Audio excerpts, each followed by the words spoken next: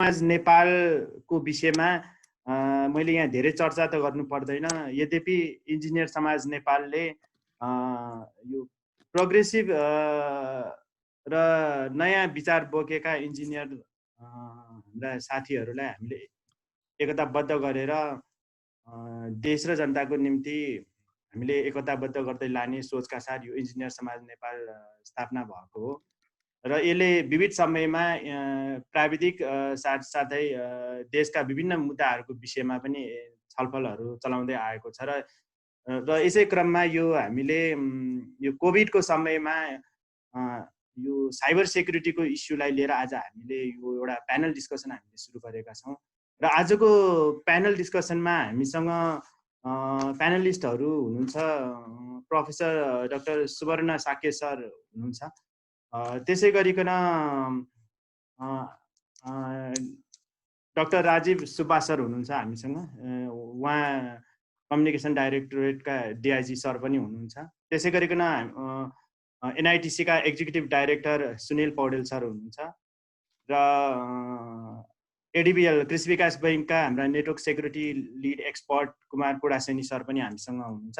म सम्पूर्ण सरहरूलाई प्यानलिस्टहरूलाई आजको यस कार्यक्रममा फेरि एकपटक स्वागत गर्न चाहन्छु र आजको हाम्रो कार्यक्रममा विभिन्न आइटीसँग सम्बन्धित विज्ञहरू पनि यहाँ पार्टिसिपेट भइरहेको म देखिरहेको छु। मनी सर हुनुहुन्छ, चिरञ्जीवी सर हुनुहुन्छ, विभिन्न क्षेत्रका विज्ञ सरहरू उपस्थित हुनुहुन्छ। म उहाँहरूलाई पनि आजको हाम्रो प्यानल डिस्कसनमा उहाँहरूलाई पनि म स्वागत गर्न चाहन्छु र विशेष त यो आजको यो कार्यक्रमको विषयमा चर्चा गर्नु पर्दाखेरि पछिल्लो समयमा नेपाल सरकारले नेपालको लिम्पियाधुरा लिपुले कालापानी समेटेर जुन नयाँ नक्सा जारी गर्ने कुरा भयो र त्यसलाई पारित समेत गर्यो। त्यस पछाडि नेपालको साइबर क्षेत्रमा केही त्यस्ता किसिमका सानातिना गतिविधिहरू देखिएको छ जसले साइबर सेक्युरिटीको इस्युलाई थप यसमा अब हामीले चर्चा र बहस गर्नुपर्छ भन्ने कुराहरू यो क्षेत्रसँग सम्बन्धित विज्ञहरूबाट पनि आएको हुनाले गर्दाखेरि यही सेरोफेरोमा बसेर हामीले अहिलेको यो कोभिडको समय पनि भएको र यो पोस्ट कोभिड के हुनसक्छ, हाम्रो साइबर सेक्युरिटीको अब अवस्था कहाँ जान्छ र साथसाथै अहिलेको लकडाउनले पनि एउटा नयाँ युगको प्रारम्भ नेपालको सन्दर्भमा भन्ने हो भने नयाँ युग जस्तै भइसकेको छ। प्रत्येक विद्यार्थीहरूले घर घरबाट बसेर अनलाइन लर्निङ गर्ने, त्यसै गरिकन आइटीकाहरूले घरबाटै काम गर्ने, ब्याङ्किङ सेक्टर पनि घरैबाट काम गर्ने, यस्ता धेरै नयाँ नयाँ अवसरहरू पनि आइराखेको हुनाले गर्दाखेरि हाम्रो फ्युचर चाहिँ अब कसरी अगाडि जान्छ र सेक्युरिटीमा चाहिँ हामी कतिको अब चनाखो हुनुपर्छ भन्ने विषयमा आज हामी चर्चा गर्छौँ। म सरलाई पुनः स्वागत गर्दै आजको यस कार्यक्रममा म छोटोमा विषय प्रवेशको निम्ति म यस इन्जिनियर समाज नेपालका अध्यक्ष रविन्द्र फोजुजीलाई म अनुरोध गर्दछु। सबभन्दा पहिले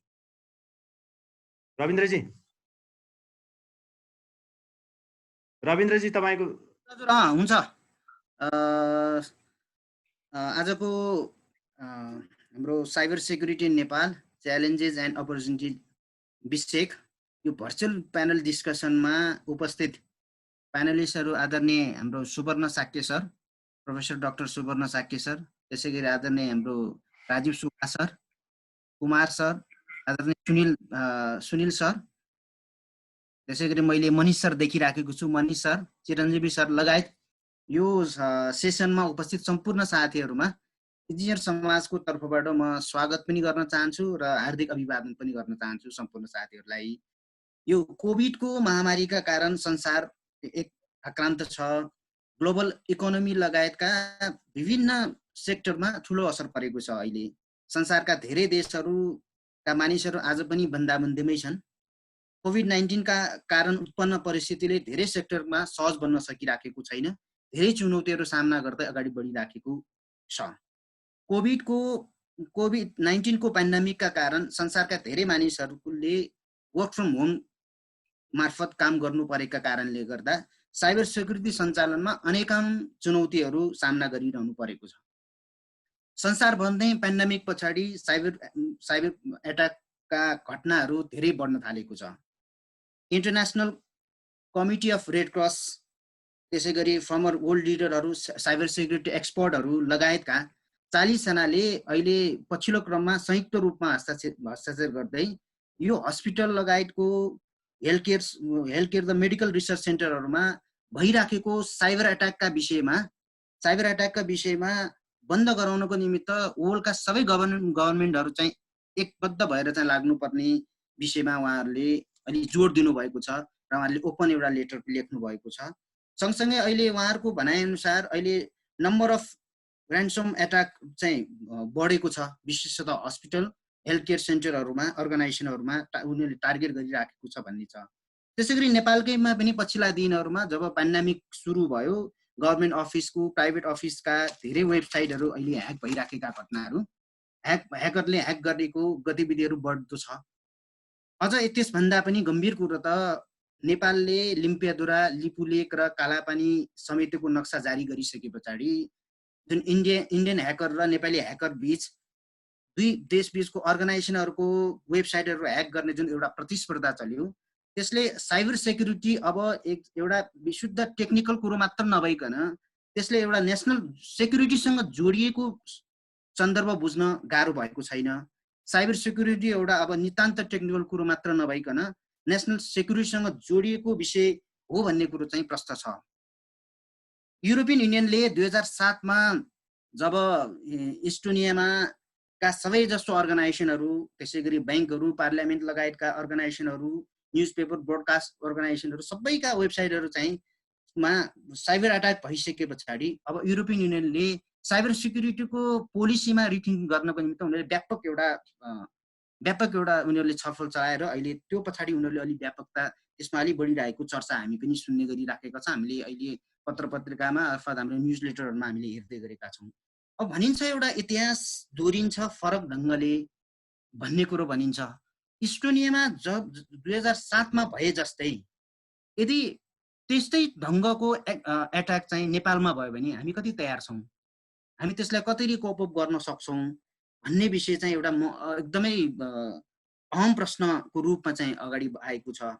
नेपालको सन्दर्भमा साइबर सेक्युरिटीको मामलामा हाल सरकारी स्तरमा त्यसै गरी गैर सरकारी स्तरमा भइराखेका गतिविधिहरू, हाम्रो अवस्था अहिलेको अवस्था स्थिति, हाम्रो पोलिसी के छ, स्ट्राटेजी के हो त्यो विषयमा, अनि सेक्टरल वाइज हामीले सामना गरिराखेको साइबर सेक्युरिटीमा हामीले सामना गरिराखेका चुनौतीहरू र चुनौती सामना गर्न अवलम्बन गर्नुपर्ने चाहिँ एक्सन प्लानहरू लगायतका विषयहरूमा र चुनौतीले पनि सिर्जना पनि त अवसर पनि त सिर्जना गरेको छ त्यो विषयमा र इन्टरनेसनल प्र्याक्टिसहरू कस्तो छन् साइबर सेक्युरिटीमा भन्ने विषयलाई सेरोफेरोमा राखेर आज हामी यो सेसनमा हामी विमर्श गर्दैछौँ र यो विमर्शमा हामीलाई साथ दिनका निमित्त हाम्रो professor doctor Subarna Shakya, Rajiv sir, Kumar sir, Sunil sir यहाँ हाम्रो आजको सेसनमा एज अ प्यानलिस्टको रूपमा आउनुभएको छ र त्यसमा साथ दिन हामीसँग अहिले करिब 106 जना साथीहरू अहिले हाम्रो पार्टिसिपेटको रूपमा चाहिँ उहाँहरू सहभागी बन्दै हुनुहुन्छ।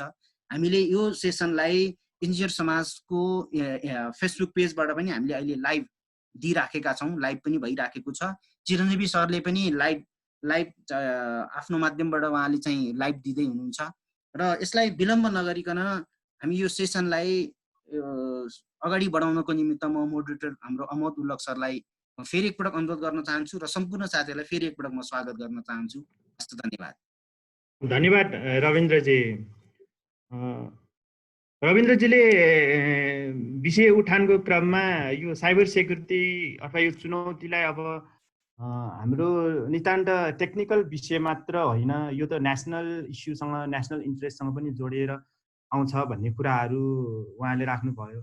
म सबभन्दा पहिला डाक्टर राजीव सरलाई यो विषयमा के कुरा राख्नुको निम्ति म अनुरोध गर्दछु, किनभने उहाँ यो सेक्युरिटीसँग रिलेटेड पनि हुनुहुन्छ र साइबर एक्टिभिटीको विषयमा उहाँले हामीलाई थप केही कुरा प्रस्ताव दिनुहुन म अनुरोध गर्दछु। के हो यो भन्ने विषयमा?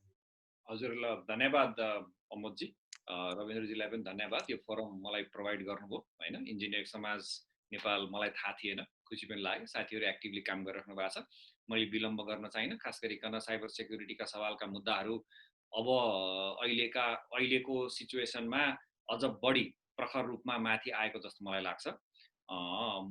मैले मिनेट भन्दा बढी बोल्यो भने मलाई रिमाइन्ड गराउनु होला है अमजी।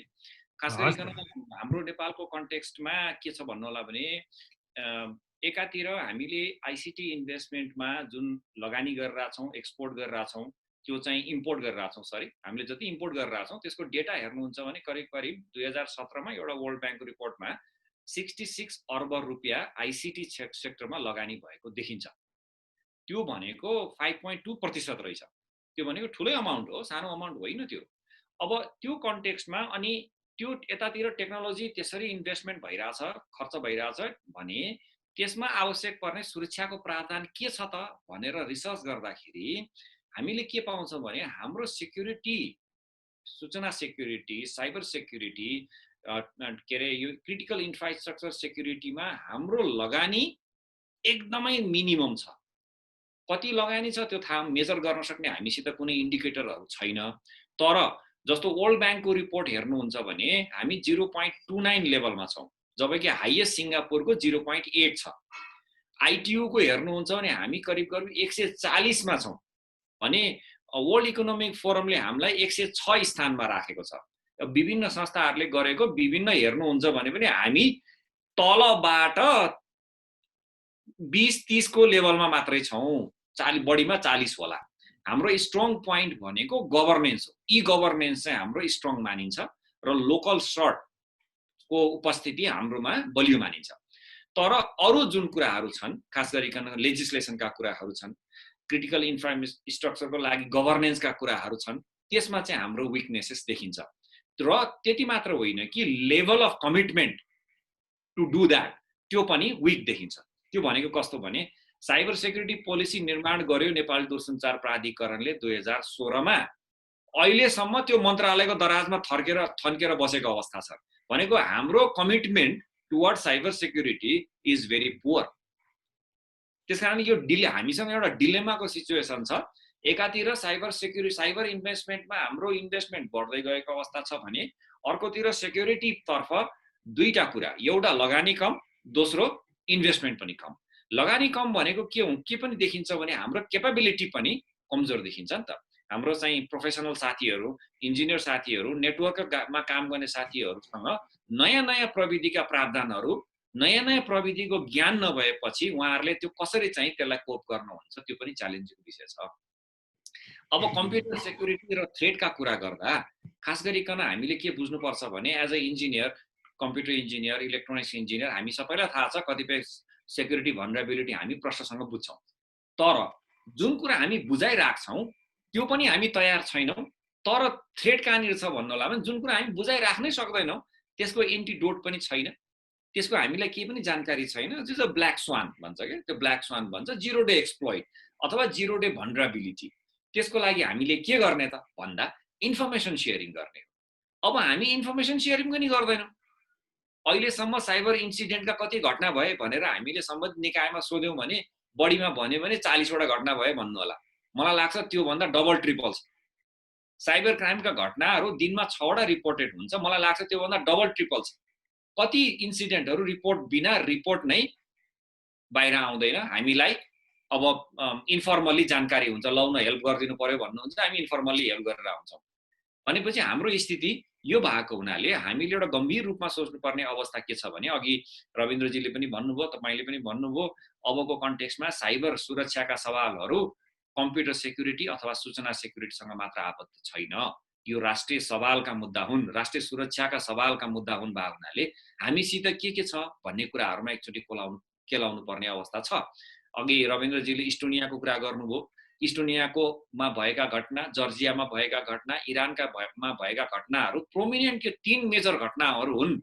करिब 10 वर्षको दौरानमा, 1 दशकको दौरानमा भएका मेजर घटनाहरू हुन् जुन चाहिँ मिलिट्रीसँग जोडिएको छ, स्ट्राटेजी डिफेन्ससँग जोडिएको छ।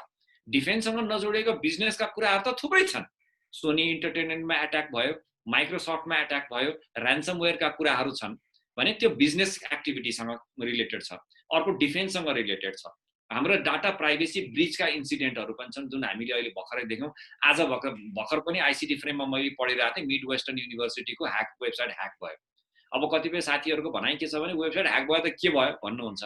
तर somebody is testing the water भन्नुपर्ने सोच्नुपर्ने अवस्था छ कि भन्छु म चाहिँ. Somebody is testing the water. We are bounded by a country which is larger than us by 3 sides in defense को context मा.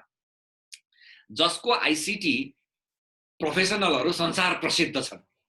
उनीहरुसँग हामीले लड्न सक्दैनौं. तर हामी यति पनि हुनु भएन कि एउटा फुचे दुई जना फुचेहरुले मिलेर ह्याक गरेर चाहिँ हाम्रो सूचना प्रवाह बन्द गरिदियो भने के गर्ने. आईसीटी को हाम्रो इन्टरनेट को जुन ब्यान्डविड्थ छ अथवा इन्टरनेट कनेक्टिभिटी छ इन्डियाबाट मात्र आउँछ भनेर हामी बसेर त भएन.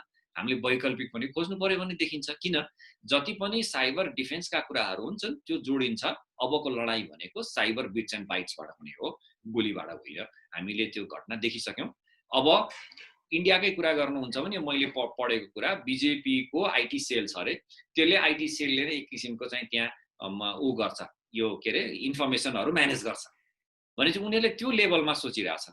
क्याम्ब्रिज एनालाइटिकाले विश्वका कतिपय देशहरुमा 2016 मा भएको इलेक्सनमा भोट नगर्ने मान्छेहरुलाई अगेन्स्टमा भएका मान्छेहरुको माइन्ड चेन्ज गरेर भोट गराइदियो. भनेपछि हामी कहाँ उभिएका छौं भन्दाखेरि प्रश्न देखिरहेका छौं. टेक्नोलोजीले हामीलाई बेनिफिट पनि दिइराछ, ठूला ठूला च्यालेन्जहरु पनि दिइराछ. र टेक्नोलोजी डिफेन्ससँग मात्र होइन अब डिप्लोमेसीसँग पनि जोडिएको छ, जुन चाहिँ इरानको घटनाले प्रश्न पार्छ. बायल्याटरल मल्टिल्याटरल नेगोसिएसनहरुमा प्रविधिको ठूलो हात हुनाले हामीले कतिपय कुराहरुमा सोच्नुपर्ने अवस्था छ. मैले अहिलेलाई यति भने. अब यसभन्दा हामी पछाडी जाउँ. अब के गर्नुपर्छ हैन, च्यालेन्जेस के हुन् र चाहिँ रिकमेन्डेसनहरु के हुन सक्छन्. बैंकिङ सेक्टरबाट हुनुहुन्छ, गभर्नमेन्ट सेक्टरबाट हुनुहुन्छ हैन, एकाडेमिक सेक्टरबाट हुनुहुन्छ र एउटा कमसेकम हामीसित एउटा समूहगत रूपमा इन्जिनियरिङ समाज नेपालले ल यो चाहिँ गर्नुपर्ने रहेछ भन्नेमा छलफल गर्नुपर्छ जस्तो लाग्छ. अहिलेलाई म यहीँनिर रोकिए. धन्यवाद. धन्यवाद राजीव सर. राजीव सरले यो विषय एकदमै हामीलाई गाइडेन्स गर्ने आजको कार्यक्रमलाई यो फ्रेमवर्कमा र फ्रेममा लाने हिसाबले उहाँले प्रस्तुत गर्नुभएको छ. म उहाँलाई धन्यवाद दिन चाहन्छु. म प्रोफेसर सुवर्ण सरलाई एउटा यहाँ क्वेसन रेज गर्न चाहन्छु कि यहाँ सुवर्ण सर आफै पनि एकदमै लामो समयदेखि नेपालको यो आईटी सेक्टरमा हुनुहुन्छ र यहाँ अहिले समस्या सरले राजीव सरले उठान गर्नु भयो जस्तै गरिकन हामीसँग म्यान पावरै कम छ, लगानी नै कम छ. यो जुन सेक्टरबाट गर्नुपर्ने हो त्यहाँ अवेरनेसै नपुगेको हो कि भन्ने कुरा छ. सरलाई कस्तो यो विषयमा सरको विचार एकचोटि.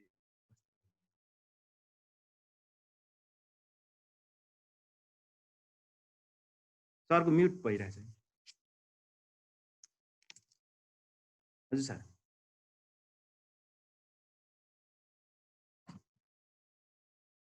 सरको आवाज म्युट भइरहेछ सर. के भएछ?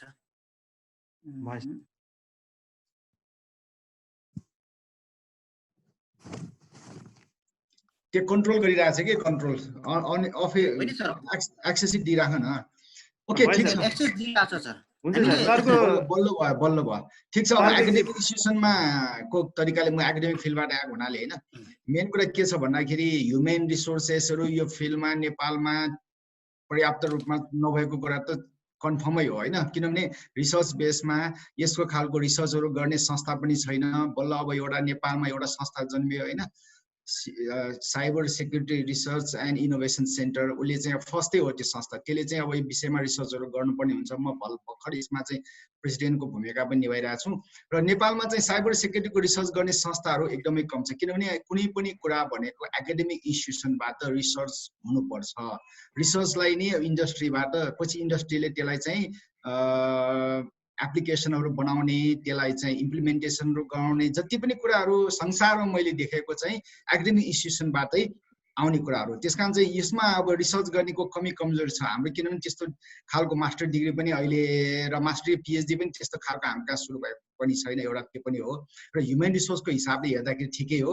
अघि चाहिँ अब डाक्टर राजीव सुब्बाले धेरै कुराहरु यसमा प्रकाश पार्नु भयो. किनभने नेपालमा हाम्रो साइबर सेक्युरिटीमा हामी किन चुनौतीपूर्ण चाहिँ रूपमा हामीले नेपाललाई चाहिँ हेरिरहेका छौँ भन्दाखेरि नेपालमा साह्रै यो अडिट नगर्ने, मैले अस्ति पनि भनिसकेको छु, अडिट नगर्ने कारणले गर्दाखेरि कुनै पनि अब वेबसाइटदेखि लिएर सबै कुराहरु चाहिँ हामीले के गर्नु पर्यो त त्यसलाई चाहिँ सेक्युरिटी मेजरहरु गर्नु पर्यो नि. सेक्युरिटी भ्यालिडेटहरू गर्नु पर्यो, सेक्युरिटी मेजरहरू गर्नु पर्यो। यी कुराहरू चाहिँ एकदम महत्त्वपूर्णका साथका रूपमा हामी लिन सक्छौँ।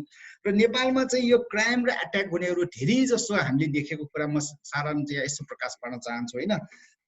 स्टेकिङ, साइबर स्टेकिङहरू हुने, त्यसपछि आएर इन्टेलेक्चुअल प्रपर्टी क्राइमहरू हुने कुराहरू छ। त्यसपछि आएर सलामी एट्याकहरू जुन बैंकमा महत्त्वपूर्ण छ, यसमा चाहिँ हाम्रो कुमारजीले भन्नु होला है। अनि इमेल बम्पिङहरू हुने, फिसिङहरू हुने, पर्सनल डाटा ठेपहरू हुने भइरहेको कुराहरू छ। त्यसपछि आएर आइडेन्टिटीहरू, त्यसपछि अर्को के भन्दाखेरि 10 को कुरा भयो, वेब डिफेन्सिङहरू, स्प्याम र स्पुफिङहरू हुने, ट्रान्समिटिङ अब्सेन्स म्याटेरियलहरू, त्यसपछि पोर्नोग्राफीको रूपमा पनि छन्, त्यसपछि अफेन्सिभ मेसेजहरूको कुराहरू पनि छ। यी धेरै कुराहरू नेपालमा चाहिँ अहिले भइरहेको छ। अब सबै कुरा चाहिँ के भन्दाखेरि अहिले मात्रै भयो, अहिले इन्डिया र नेपालको जुन तपाईँले अघि प्रकाश पार्नुभयो भने त्यसले गर्दाखेरि मात्रै होइन कि हामीले त्यसलाई सेक्युरिटी मेजरहरू गर्नै पर्छ। सेक्युरिटी मेजरहरू गरेर कुन तरिकाबाट यसलाई सेक्योर गर्न सकिन्छ भन्ने कुरा हामीले security development life cycle follow गरेको छ कि छैन त्यो पनि इम्पोर्टेन्ट हुन्छ। किनभने सेक्युरिटी डेभलपमेन्ट लाइफ साइकल साह्रै इम्पोर्टेन्ट छ। कुनै पनि सेक्योर सफ्टवेयर अथवा चाहिँ कुनै पनि सिस्टमलाई सेक्योर गरेको त्यो कुराहरू चाहिँ महत्त्वपूर्ण मैले देखेँ। अर्को कुरा के भन्दाखेरि हाम्रो चाहिँ अब यो वेबसाइटको मात्रै पनि कुरा होइन, इन्टरनल सेक्युरिटीहरू पनि इम्पोर्टेन्ट छ। इन्टरनल सेक्युरिटी कतिको छ, अब ब्याकअपहरूदेखि लिएर त्यसपछि आएर त्यसमा चाहिँ अब कतिको ब्याकअप हामी राम्रो गर्छौँ र कुनै पनि प्रब्लम आयो भने अब वास्तवमा यो ह्याकिङ हुने कामहरू भने के भने 3 किसिमको मैले ह्याकिङ थाहा छ। यसमा 3 किसिमको के भन्दाखेरि एउटा व्हाइट भन्ने कुरा छ होइन। व्हाइट भन्ने सबैलाई थाहा भएको यही फिल्डको मान्छेहरू छन् होइन। व्हाइट भन्ने छ, त्यसपछि आएर देन आफ्टर द्याट ग्रे भन्ने छ होइन। व्हाइट ह्याट, ग्रेट ह्याट एन्ड ब्ल्याक 3 किसिमको चाहिँ ह्याकर्सहरू चाहिँ देखिएको छ। त्यस कारण चाहिँ अब हाम्रो नेपालमा कुन तरिकाको ह्याकर्सहरूको चाहिँ बढी प्राथमिकता छ भन्ने कुरा पनि हामीले सोच्नुपर्छ र त्यो अनुसार हामीले त्यसलाई सेक्युरिटी मेजर गरेर हाम्रो नेपालको सन्दर्भमा सेक्युरिटीलाई हामीले एकदमै राम्रोसँग प्रिभेन्सनहरू गर्नुपर्ने हुन्छ। प्रिभेन्सन सबभन्दा इम्पोर्टेन्ट हुन्छ किनभने प्रिभेन्सनै गर्न सक्यो भने के हुने भयो भन्दाखेरि यो भएपछि मात्रै इन्टरेक्सन गर्ने भन्दा पनि त्यसलाई चाहिँ अब अहिले ठुलो भूमिका खेल्नुपर्छ। यसमा चाहिँ अब यो प्राइभेटले मात्रै गरेर पनि होइन, गभर्मेन्टले यसमा इनिसिएटिभ लिनुपर्छ। गभर्मेन्टको केसमा चाहिँ अब गभर्मेन्ट भनेको हाई लेभलको बडी जस्तै पोलिसी लेभलका बडी, पोलिसी राम्रो अघि कुरा आयो 2015-16 मा आएको ड्राफ्ट भएको पोलिसी अहिलेसम्म पनि हाम्रो स्वीकृति भएको छैन। यसले गर्दाखेरि धेरै कमी कमजोरहरू चाहिँ हाम्रोमा देखेको छ। त्यसकारण चाहिँ त्यो पोलिसीगत डकुमेन्टहरू स्ट्रङ हुनु पर्यो। त्यसलाई राम्रो इम्प्लिमेन्टेसन यदि भयो भने मात्रै हामी के गर्न सक्छौँ भन्दाखेरि सेक्योरलाई राम्रो मतलब चाहिँ प्राक्टिकलमा ल्याउन सक्छौँ।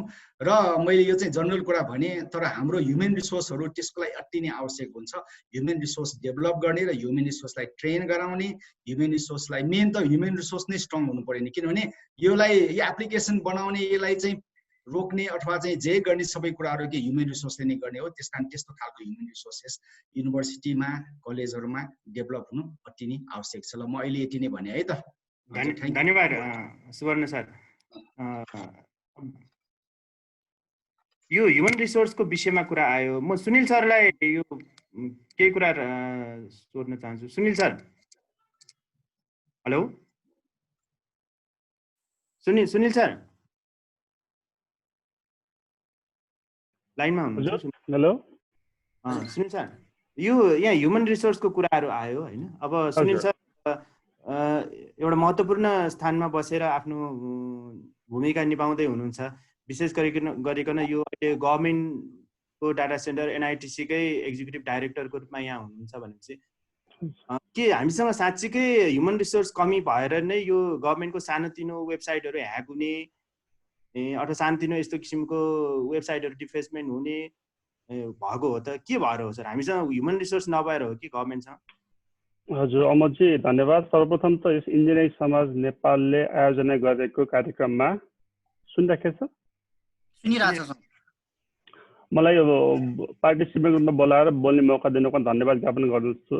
र अलिकति म यहाँले भनेको कुरालाई जोड्दै जुन इन्फर्मेसन सेक्युरिटीको जुन होल फ्रेमवर्कको 3टा एस्पेक्ट छ, पोलिसी लेभलको, टेक्नोलोजी लेभल र अर्को एजुकेसन अवेरनेस लेभलमा चाहिँ कसरी गर्न सकिन्छ, त्यसमा नेपाल सरकार र नेपाल सरकार अन्तर्गतका निकायहरूले के गरिरहेछ भन्ने कुरा अलिकति त्यसमा चाहिँ मैले चाहिँ अलिकति सेयर गर्छु। त्यसमा ह्युमन रिसोर्सको तपाईँले सोध्नुभएको क्वेसनमा त्यसरी नै आउँछु भन्ने मैले अपेक्षा गरेको छु। र सुरु गर्नुपर्दा राजीव सरले भन्नुभएको कुरा जस्तै 2016मा जुन IT the cyber security act जुन ड्राफ्ट नेपाल दूरसञ्चार प्राधिकरणले बनाएको थियो त्यसलाई पनि इन्कर्पोरेट गरेर अहिलेको जुन प्रस्तावित सूचना प्रविधि विधेयक छ जुन चाहिँ पार्लियामेन्ट टेबल भएको त्यसमा चाहिँ इन्फर्मेसन सेक्युरिटीको धेरै कुराहरू त्यसमा चाहिँ व्यवस्था गरिएको छ, त्यो इन्क्लुड गरिएको छ। त्यो कुरा चाहिँ मैले अलिकति यहाँ राख्न चाहेँ।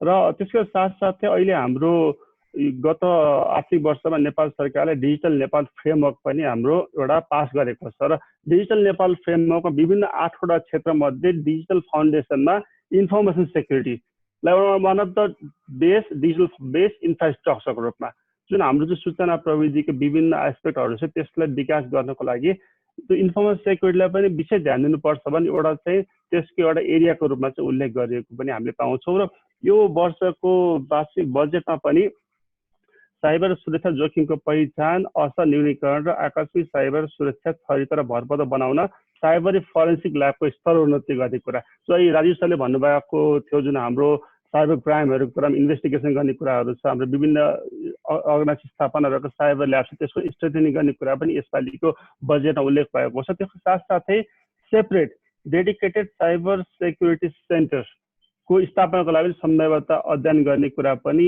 यसपालिको बजेटमा चाहिँ उल्लेख भएको हुनाले चाहिँ नेपाल सरकार साइबर सेक्युरिटीमा चाहिँ अलिकति मोर सेन्सिटिभ प्रोएक्टिभ लाइनलाई अगाडि बढेको छ भन्ने कुरा चाहिँ अलिकति म जोड दिन चाहन्छु।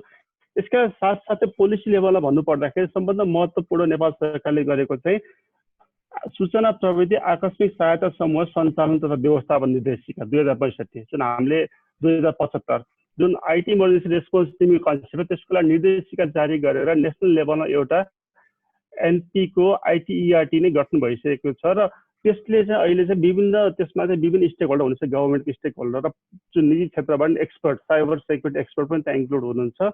उहाँहरूले चाहिँ एक प्रकारको नोडल हब बडीको रूपमा चाहिँ काम गरिराख्नु भएको छ र यसको चाहिँ अलिकति मिटिङ अहिले चाहिँ अलिकति रेगुलरली मोर फ्रिक्वेन्सी बढी रूपमा काम भइरहेको छ र यसले चाहिँ हाल सेक्टरल सर्टको रूपमा जस्तो फिनान्सियल सेक्टरले फिन सर्टको टेलिकम सेक्टरको सर्टको पनि कसरी अगाडि बढ्छ भन्ने कुराको चाहिँ कार्ययोजना चाहिँ बनाएर कार्य अगाडि बढिरहेको कुरा चाहिँ म यसमा सेयर गर्न चाहेँ। र त्यसका साथसाथै जुन सेक्युरिटीको कुरा आउँदाखेरि पोलिसी लेभलकै कुरामा म अगाडि बढ्न चाहेँ। त्यसमा जुन गभर्मेन्टको वेबसाइटको कुरा छ, गभर्मेन्ट वेबसाइट कस्तो हुनुपर्छ, गभर्मेन्ट कस्तो हुनुपर्छ भन्ने कुरामा नेपाल सरकारले निर्देशिकै जारी गरेर त्यो अनुसार यस्तो हुनुपर्छ भन्ने कुरा जारी गरिसकेको अवस्था छ र त्यसको कार्यान्वयनको चरणमा चाहिँ अलिकति कुनै बेला चाहिँ अलिकति अहिले त्यस्तो पहिलाभन्दा अलिकति मोर प्रोएक्टिभली चाहिँ अगाडि बढिरहेको कुरा पनि म सेयर गर्न चाहेँ।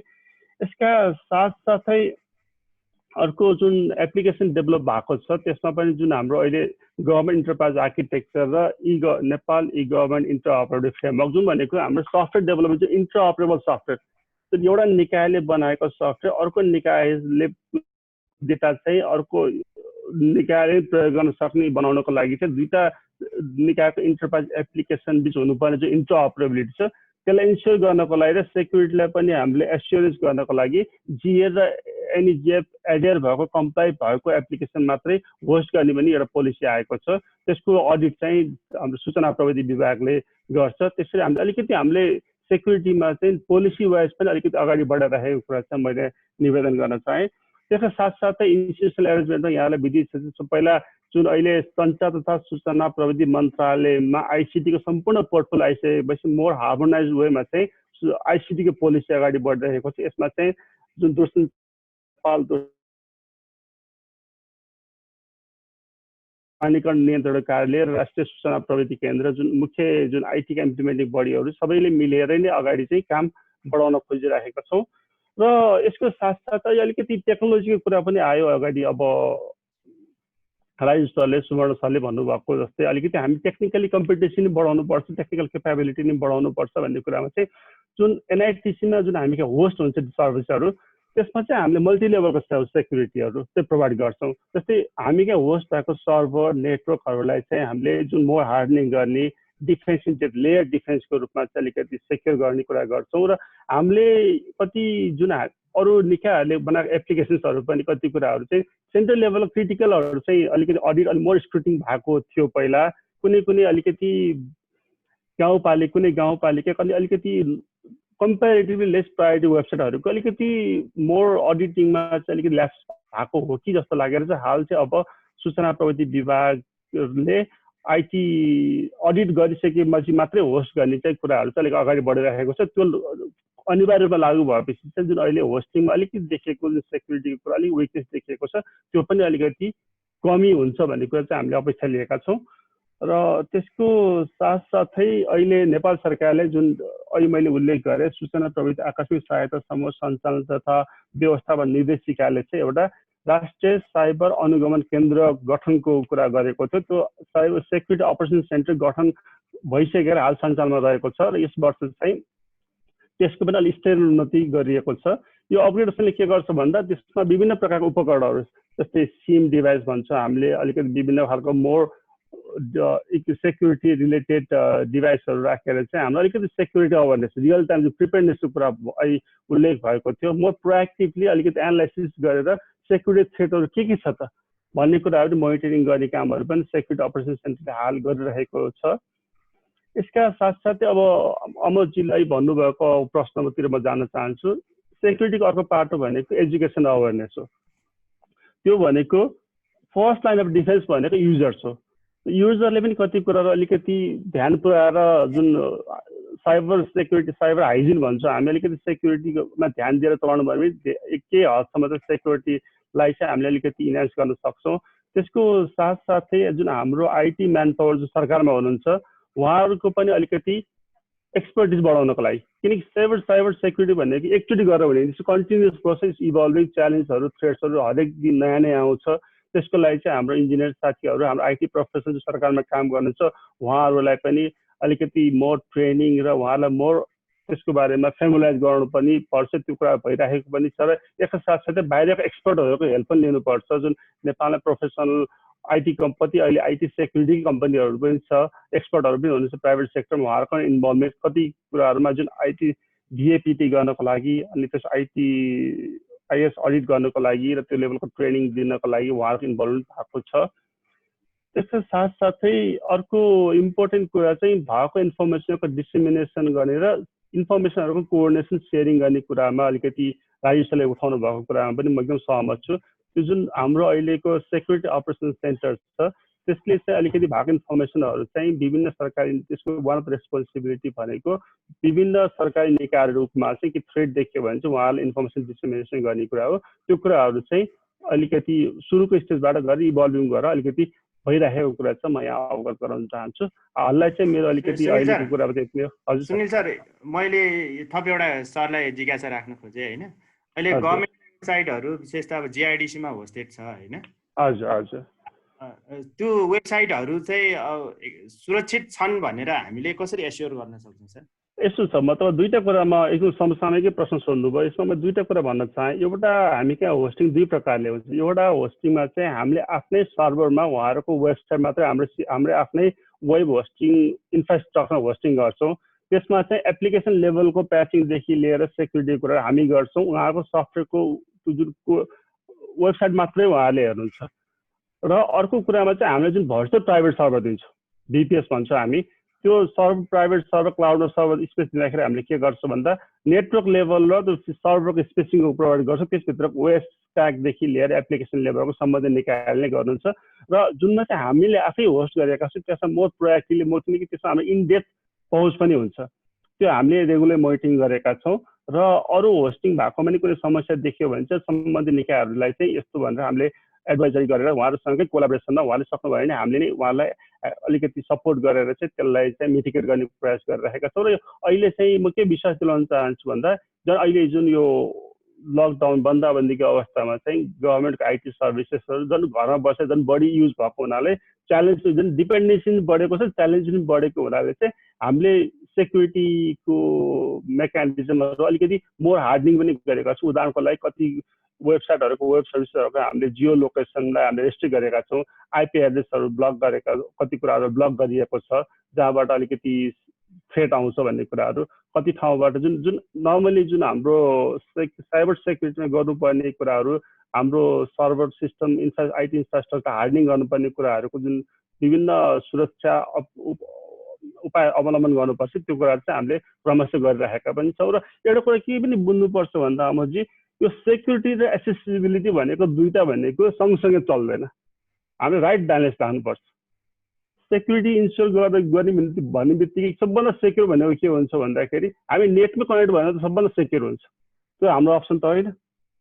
त्यो भएर राइट ब्यालेन्स लिएर सेफ इनफ राखेर चाहिँ हाम्रो सिस्टम रन गर्नलाई चाहिँ हाम्रो प्रयत्न छ। त्यो कुरामा चाहिँ हामी कन्टिन्युसली हामीले अघि बढिरहेका छौँ। यो हामीले मात्रै होइन, हाम्रो जुन हामीले हाम्रो सेवा लिनुहुने विभिन्न सरकारी निकायहरू, त्यस्तै हाम्रो आइटी सपोर्ट गर्ने अरू प्राइभेट एजेन्सिजहरू, प्राइभेट अर्गनाइजेसन्सहरू र सबैको सहकार्यले नै हामीले यस कामलाई अगाडि बढाइरहेका छौँ। Amarji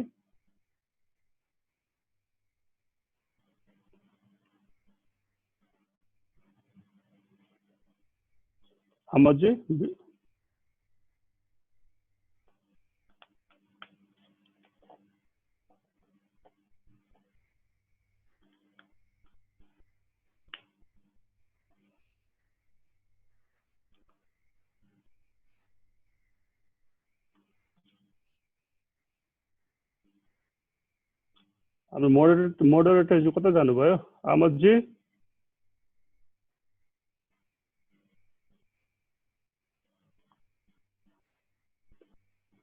hello sir. मेरो चाहिँ अलिकति आशा छ मैले तपाईँको प्रश्नको जवाब दिएँ होला। अरू कुरा केही क्वेसन आयो भने पछि दिने नै छु। हुन्छ सर। धन्यवाद। यो राजीव सरलाई मैले के एउटा क्वेसन राखेँ होइन। अहिले सुनिल सरले पनि केही कुराहरू उठाउनु भयो, म्यान पावरको विषयमा पनि उहाँले केही कुरा उठाउनु भयो। र यो साइबर सेक्युरिटीको सन्दर्भमा हामी प्रोएक्टिभ हुनुपर्ने हो कि अथवा यो रिएक्टिभ हुनुपर्ने हो सर? यो विषयमा एकचोटि सरबाट के बुझ्न पाए हुन्थ्यो, किनभने सरले अघि कुरा राख्नुभयो कि कसैले घटनाको विषयमा जानकारी नै गराउँदैन भन्ने कुराहरू राख्नुभयो। हामी प्रोएक्टिभ हुनुपर्ने हो कि के हो सर? राजीव सर।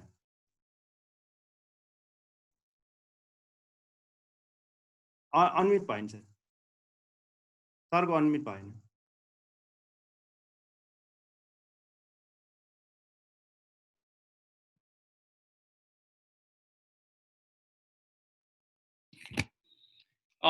कुरो के छ भन्नु होला भने अब धेरै कुराको छलफल भइराखेको अवस्था छ। कतिपय कुराहरूमा हामीसँग सबै छ भनेको जस्तो फिल पनि हुन्छ, कतिपय कुराहरूमा हाम्रो कमी कमजोरी पनि देखिन्छ। खास गरिकन मैले एउटा प्रश्न के गर्न चाहेँ भने प्रहरी कुनै पनि विपद आइलाग्यो भने हामीले कसैलाई फोन गर्नु पर्यो भने हामी कति नम्बरमा फोन गर्छौँ भन्दाखेरि इमिडिएटली 100 नम्बर हाम्रो दिमागमा आउँछ। एम्बुलेन्स कल गर्नु पर्यो भने त्यही हिसाबले 102 आउँछ। ट्राफिक चाहियो 103 हैन, दमकल चाहियो 101, यी नम्बरहरू छन् नि त। साइबर सेक्युरिटीमा कुनै धमाका भयो, कुनै हमला भयो भने तपाईले कति नम्बरमा कसलाई कहाँ फोन गर्नुहुन्छ मलाई बताइदिन सक्नुहुन्छ कसैले? हामीसित त्यो प्रावधान खोइ चाहिएको हो सर। त्यस्तो नम्बर गभर्नमेन्टले बनाइदिनु पर्ने हो कि? एक्ज्याक्टली, म त्यही आउँदैछु। हामीसित छ, तर हामी कहाँनिर हाम्रो अलिकति सोचाइमा अब ब्रोडनेस ल्याउनु पर्ने जरुरी मैले देखिरहेको छु के। मैले विभिन्न देशको अध्ययन गर्दाखेरि अब के देखेको छु भने साइबर कमान्ड सेन्टरकै अपरेसन छ। एकजना साथीले त्यहाँ उठाउनु भएको छ, मन्दिराजीले त्यहाँ प्रश्न गर्नु भएको छ। हामीलाई उहाँले सेन्ट्रल सिस्टम भन्नुभएको छ, मैले बुझेसम्म entire data incoming outgoing out from नेपालमा मोनिटर गर्ने भनेको त्यही त हो नि। डेटा जुन मैले विदेशमा हेरेको छु, साइबर कमान्ड सेन्टरमा बसेर मैले हेरेको छु। तपाईले रिसर्च पेपरहरू हेर्नुभयो भने पनि जस्तो नर्थ कोरियाबाट साउथ कोरियामा जाने डेटाको movement is massive because it's a activist attacking another country. India पाकिस्तानको पनि तपाईले त्यही देख्नुहुन्छ। हामीलाई इन्सिडेन्ट रेस्पोन्स प्लान मात्रै भएर पुग्दैन। जस्तो अस्ति एउटा घटना भयो साइबर ह्याकिङमा, मैले 3टा निकायलाई डीएम गरे मेरो प्रहरी निकायले मात्रै मलाई रेस्पोन्स गर्यो, अरू दुईटाले मलाई रेस्पोन्सै गर्नु भएन। मैले खबर दिन खोजेको थिएँ। हामीसित यो समस्या छ, नभएको होइन, तर समथिङ इज मिसिङ। त्यो मिसिङ पार्टमा मैले कुमारजीले भनेको, हाम्रो सुनिलजीले भन्नुभएको कुरामा मैले एड गर्न के चाहेँ भने हामीले अब यो अडिट मात्रै गरेर हुँदैन, ह्युमन बिहेभियरलाई अध्ययन गर्नु पर्यो के। ह्युमन कग्निटिभ जुन बिहेभियर छ त्यसलाई हामीले अलि बढी अब अनुसन्धान गर्छौँ। आइओई छ, त्यत्रा संस्थानहरू छन्, एजुकेसन एकाडेमिक इन्स्टिट्युसन छ, के छ, हामी त्यहाँ जानुपर्छ। जस्तो कुनै नेपाली ब्याङ्कको मैले नाम लिन चाहिन, सबैलाई थाहा पनि होला, स्विट ब्याङ्क अकाउन्ट ह्याकिङ कसरी भयो त, जबकि दे आर हाइली सिक्योर्ड। त्यही बङ्गलादेशको सिमिलर स्विट ब्याङ्क हेस्ट जुन भयो, they lost millions of dollars. त्यो त सिम्पल ह्युमनको एउटा इररबाट भएको हो नि त। नेपालकै केसमा पनि कन्सुलर डिपार्टमेन्टको त्यो पेजको वेबसाइटको पासवर्डै त्यही थियो जुन ह्याकरले ट्विट गरिदियो।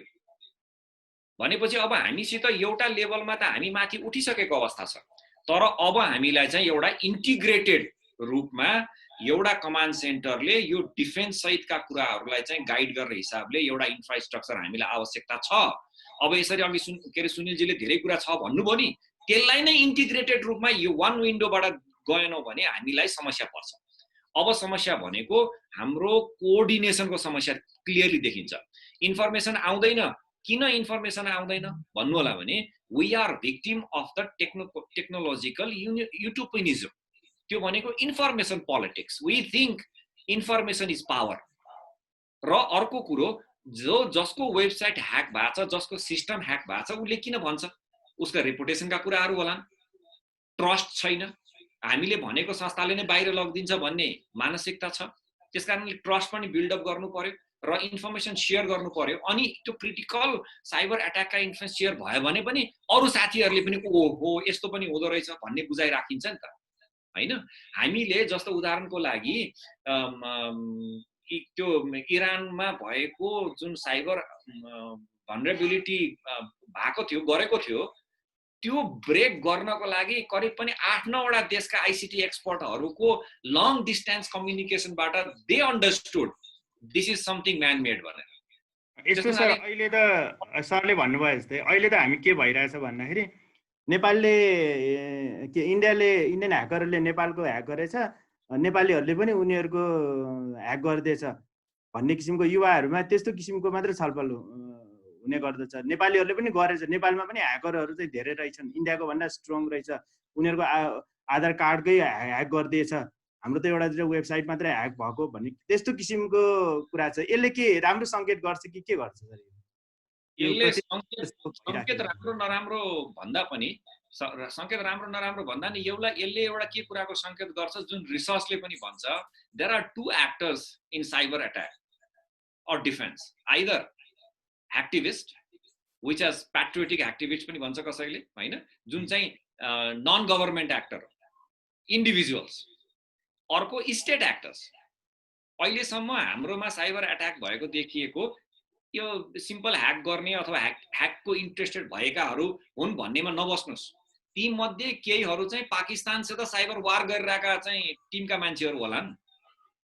भनेपछि उनीहरूले त त्यो टेस्ट वाटर गरे, they are testing the water, how strong are we. किनभने अब चाहिँ नेपालको कति अस्ति मैले सुनेको थिएँ, कसले भन्नुभयो 1500 वटा चाहिँ सरकारी वेबसाइटहरू छ अरे। Just imagine a situation 50 activist block all the government institution, नहोला तर इमेजिन द्याट मे ह्यापन। त्यो भयो भने all the information that going out from Nepal will be blocked. भनेपछि साइबर वारफेयरको तयारी हो सर? यो साइबर वारफेयरको तयारी होइन भन्न सक्नुहुन्छ? अबको लडाइँ मैले अघिदेखि भनिरहेको छु, अबको लडाइँ, अबको डिफेन्स स्ट्राटेजीमा इन्फर्मेसन वारफेयर कन्फर्म हो। हामीले यो प्रश्न बुझेका छौँ, त्यस हुनाले हामीले तयारी गर्नुपर्छ। अब पिपल, प्रोसेस र इन्भाइरोन्मेन्टका कुरा छन्, टेक्नोलोजीका कुरा छन्, हामीसित केही रहेछ भन्ने कुरा त सुनिलजीले राम्रोसँग प्रश्नसँग भनिदिनु भयो। प्रश्नसँग हामीसँग यति छ है भन्नुभयो, खालि उहाँले एउटा चाहिँ के भन्न सक्नु भएको छैन भने यसलाई इन्टिग्रेटेड गर्नु पर्यो, त्यो गर्नलाई के गर्ने भन्ने मात्र भन्न बाँकी छ।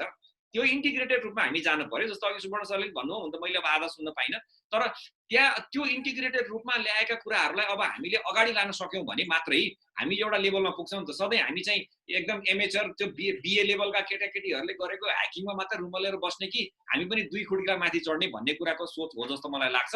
अब अन्त पनि प्रश्न गर्न सक्नुहुन्छ आमोदजी। हुन्छ सर, यो सुरक्षाको विषयमा म कुमार सर तर्फ जाउँ है सर।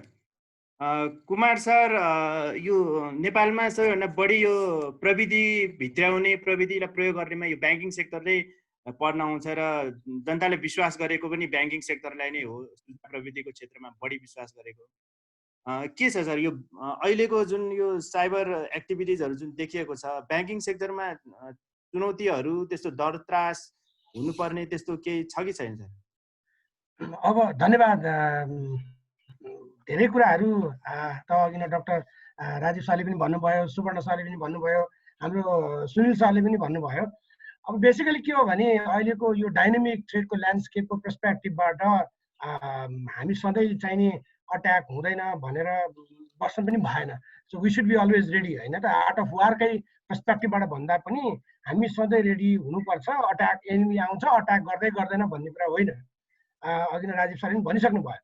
अब के त भनेदेखि मेजर कुरा चाहिँ नि अब यो साइबर सिक्युरिटी भन्ने कुरा चाहिँ नि अब ब्याङ्किङ सेक्टर हामीले जति पनि यो थ्रेट इन्टेलिजेन्स नेटवर्कको चाहिँ नि तपाईँको रिसर्चहरू हेऱ्यौँ अथवा चाहिँ नि एउटा त्यो थ्रेडको ल्यान्डस्केप हेऱ्यौँ भने नम्बर 1 मा फिनान्सियल इन्स्टिट्युसन पर्छ र संसारको ट्रेन्ड पनि त्यही नै हो, किनभने फिनान्सियल इन्स्टिट्युसनको डेटा भनेको एकदमै क्रिटिकल हुन्छ।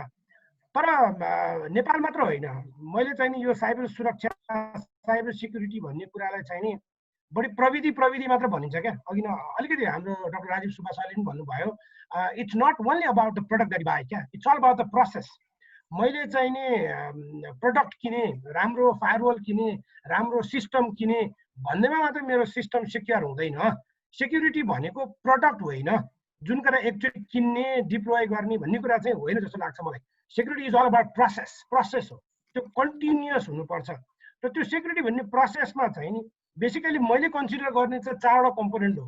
एउटा मान्छे, पिपुल, अर्को प्रोसेस, अर्को प्रडक्ट भनेको टेक्नोलोजी, अनि अर्को पार्टनर्स। किनभने अहिले यो ब्याङ्किङ सेक्टरमा पनि हामी बेसिकली अब यो अहिले ओपन ब्याङ्किङको कुरा गर्छौँ, होइन? ओपन ब्याङ्किङ, ओपन एपिआईको कुराहरू गर्छौँ। त्यो पर्सपेक्टिभबाट चाहिँ नि पार्टनर्स पनि भनरेबल हुनसक्छ क्या। मैले मेरो आफ्नो कोर ब्याङ्किङ सिस्टम मात्र सेक्योर बनाएर भएन, हुँदैन। मसँग जति पनि अहिले पार्टनर्सहरू छ त्यो पार्टनर्स पनि सेक्योर हुनु पर्यो। मसँग काम गर्ने मान्छे पनि सेक्योर हुनु पर्यो। अनि मैले फलो गर्ने स्ट्यान्डर्ड अपरेटिङ प्रोसिड्युर पनि सेक्योर हुनु पर्यो। भनेपछि it's not only about people, it's not only about technology. सधैँ चाहिँ नि सेक्युरिटी भन्नासाथ, साइबर सिक्युरिटी भन्नासाथ हामी प्रडक्ट मात्र भन्छौँ। प्रडक्ट मात्र होइन, पिपुल, प्रोसेस, प्रडक्ट र पार्टनर हो। एउटा कुरा त्यो। अब अट्याक डाइनामिक ल्यान्डस्केपको इन्भाइरोमेन्टमा हामी सधैँ रेडी हुनुपर्छ, होइन? र हामी सधैँ प्रोएक्टिभ हुनुपर्छ। अब हामीले प्रविधि त निडले चाहिँ हामी प्रविधि प्रयोग गर्नुपर्छ। जस्तो अब अहिले चाहिँ नि सेक्युरिटी हाइजिन, साइबर हाइजिनको कुरा पनि गर्नुभयो सरहरूले।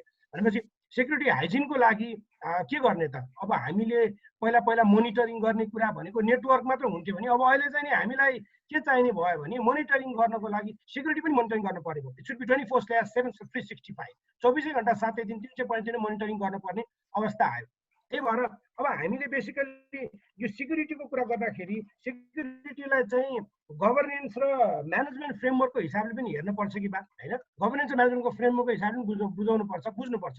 किनभने प्रविधि भनेको, मैले साइबर सेक्युरिटी भनेको टेक्निकल भनेर मात्र बुझाउनु भएन कि सेक्युरिटी भनेको सबैजनाको रेस्पोन्सिबिलिटी हो, हजुरआमा हजुरबादेखि लिएर। किनभने एउटा ब्याङ्कमा चाहिँ नि खाता हजुरआमा हजुरबाको नि हुन्छ, यङ जेनेरेसनको पनि हुन्छ नि त। भनेपछि अवेरनेस पनि ठुलो कुरा हो। अब हामीले यो साइबर हाइजिनको विषयमा हामीले अवेर पनि गराउनुपर्छ, होइन? त्यो विषयमा पनि हामीले चाहिँ नि सोच्नुपर्छ। प्रविधि प्रयोग गर्दैमा म सेक्योर्ड छु, मेरो सिस्टम सेक्योर्ड हुन्छ भन्ने अवस्था चाहिँ छैन अहिले। हामीले ब्याङ्कमा हामीले केही हाम्रो कमाई डिपोजिट गरेको छौँ, त्यो सुरक्षित छ भनेर चाहिँ हामीले बस्ने अवस्था छ कि छैन? मैले सरसित राख्न खोजेको कुरो त्यो। होइन सबै ब्याङ्कहरूले संसारभरिका सबै ब्याङ्कहरूले नेपालमा त सबै ब्याङ्कहरूले चाहिँ आफूले भर मजबुर प्रयास गरेका छन्, प्रयास नगरे होइन, प्रयास गर्दा गर्दै पनि अट्याक हुन्छ। तर अट्याक हुने कम्पोनेन्टमा चाहिँ अब जस्तो अघि न चाहिँ नि हामीले के भन्यौँ भने बढी अट्याकहरू चाहिँ अब अहिले अट्याकको कुरा गर्दाखेरि हामी सधैँ बाहिरको शत्रु मात्र देख्छौँ क्या। भित्रको मित्र भनेको बाहिरको शत्रु भन्दा पनि बढी खतरनाक हुन्छ। भनेको insider threats are very very dangerous. 70% बढी अट्याक चाहिँ इनसाइडर हुन सक्छन्, किनभने पहिला हामी पेरिमिटरमा नेटवर्क भन्थ्यौँ, अहिले पेरिमिटरमा मान्छे भइदियो क्या। त्यही भएर हामीले सानो कम्पोनेन्ट मिस गरिरहेको छौँ कि भनेपछि हामीले मान्छेलाई मिस गरिरहेको छौँ। ह्युमन बिहेभियर एनालिटिक्सको कुराहरू होइन, मान्छेलाई चाहिँ नि एकदम एनालाइसिस गर्नुपर्छ। It's not about know your customer, know your customer मात्र होइन, चल्दैन, नो यर इम्प्लोइज, त्यो इम्प्लोइ कस्तो छ के छ भनेर एनालाइसिस गर्नुपर्ने भयो। अहिलेको अवस्थामा चाहिँ डरलाग्दो भनेको चाहिँ नि आफ्नै डिपार्टमेन्टको मान्छे, आफ्नै ग्रुपका मान्छेहरूले कसरी बिहेभ गर्छ, कसरी काम गर्छ, त्यो कुरामा मोनिटरिङ गर्नुपर्ने अवस्था आयो। अब सुरक्षित भनेको 100% सिक्युरिटी संसारमा केही पनि हुँदैन। सो हामीले सधैँ के भन्छ भने हाम्रो सिस्टम सेक्योर छ भनेर भन्छौँ।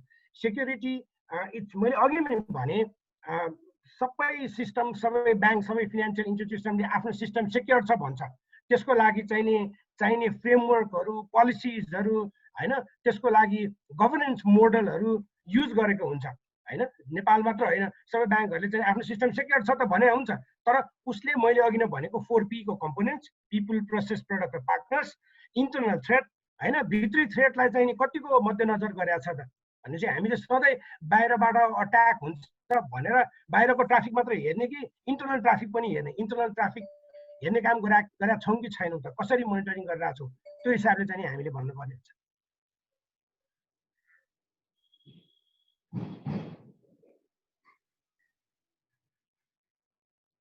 आमोद, मैले क्लियर पार्न सकेँ? आमोद, तपाईँको आवाज सुनिएको छैन? आमोद, आमोदजी, आमोद, मेरो आवाज सुनिएको छैन? ओके, भन्नुहोस्। धेरै धेरै धन्यवाद सर। कुमार सरले भने जस्तै आइटी पर्सनल भन्दा पनि प्रोसेस चाहिँ इम्पोर्टेन्ट जस्तो देखियो होइन सर? किनभने प्रोसेस मात्र पनि होइन, मान्छे पनि हो क्या। प्रोसेस, म्यान पावर सबै इम्पोर्टेन्ट देखियो। सबै कुरा। अनि मेन कुरा चाहिँ नि मैले सुवर्ण सरलाई मा जाउँ है त। सुवर्ण सर, यो पिपुल प्रोसेस को कुराहरू जुन गर्नुभयो नि, एउटा यो फ्रेमवर्ककै कुरा गर्नुभयो, सेक्युरिटीको फ्रेमवर्कको विषयमा के छ सर? हामीले एकाडेमिक फिल्डबाट चाहिँ अब सरहरूले चाहिँ कस्तो किसिमको सेक्युरिटी फ्रेमवर्कहरू हुनुपर्छ, साइबर सेक्युरिटी फ्रेमवर्क भन्ने विषयमा यहाँहरूको कस्तो विचार छ? अब यसो छ के, यसमा अब फ्रेमवर्क भनेको युनिभर्सिटीले रिसर्चमा चाहिँ सर्टेन पोर्सनमा उसले इन्भल्भ गराउँछ होइन, रिसर्च गर्छ यस्तो खालको फ्रेमवर्क हुनुपर्छ भनेर। तर अब यो सेक्युरिटी फ्रेमवर्क त विभिन्न देशको आफ्नै किसिमको विभिन्न सेक्युरिटी फ्रेमवर्कहरू पाइन्छ। अब यो मध्ये पनि नेपाललाई उपयुक्त हुने फ्रेमवर्क कस्तो हुनुपर्छ भन्ने कुरा चाहिँ हामीले सोच्नु पर्यो होइन। त्यसमा चाहिँ मेन अब मैले चाहिँ सेक्युरिटी म्यानेजमेन्ट मोडेलहरू बनाउनु पर्यो। त्यसमा चाहिँ विभिन्न किसिमको सेक्युरिटी म्यानेजमेन्ट भनेको अघि कुरा आयो नि, पिपल भनेको सबभन्दा इम्पोर्टेन्ट होइन। त्यसलाई पिपललाई चाहिँ अब इथिक्सको कुराहरू आउँछ, मेन त्यो कुरालाई चाहिँ फोकस गर्नु पर्यो। अनि सेक्युरिटी गभर्नेन्सको कुराहरू इम्पोर्टेन्ट हुन्छ त्यसमा। त्यसपछि अब क्लाउड कम्प्युटिङको इन्भाइरोमेन्ट छ, सासलाई अलि इफेक्टिभ बनाउनु पर्यो। त्यसपछि रिस्क म्यानेजमेन्टको कुराहरू यसमा फोकस गर्नु पर्यो।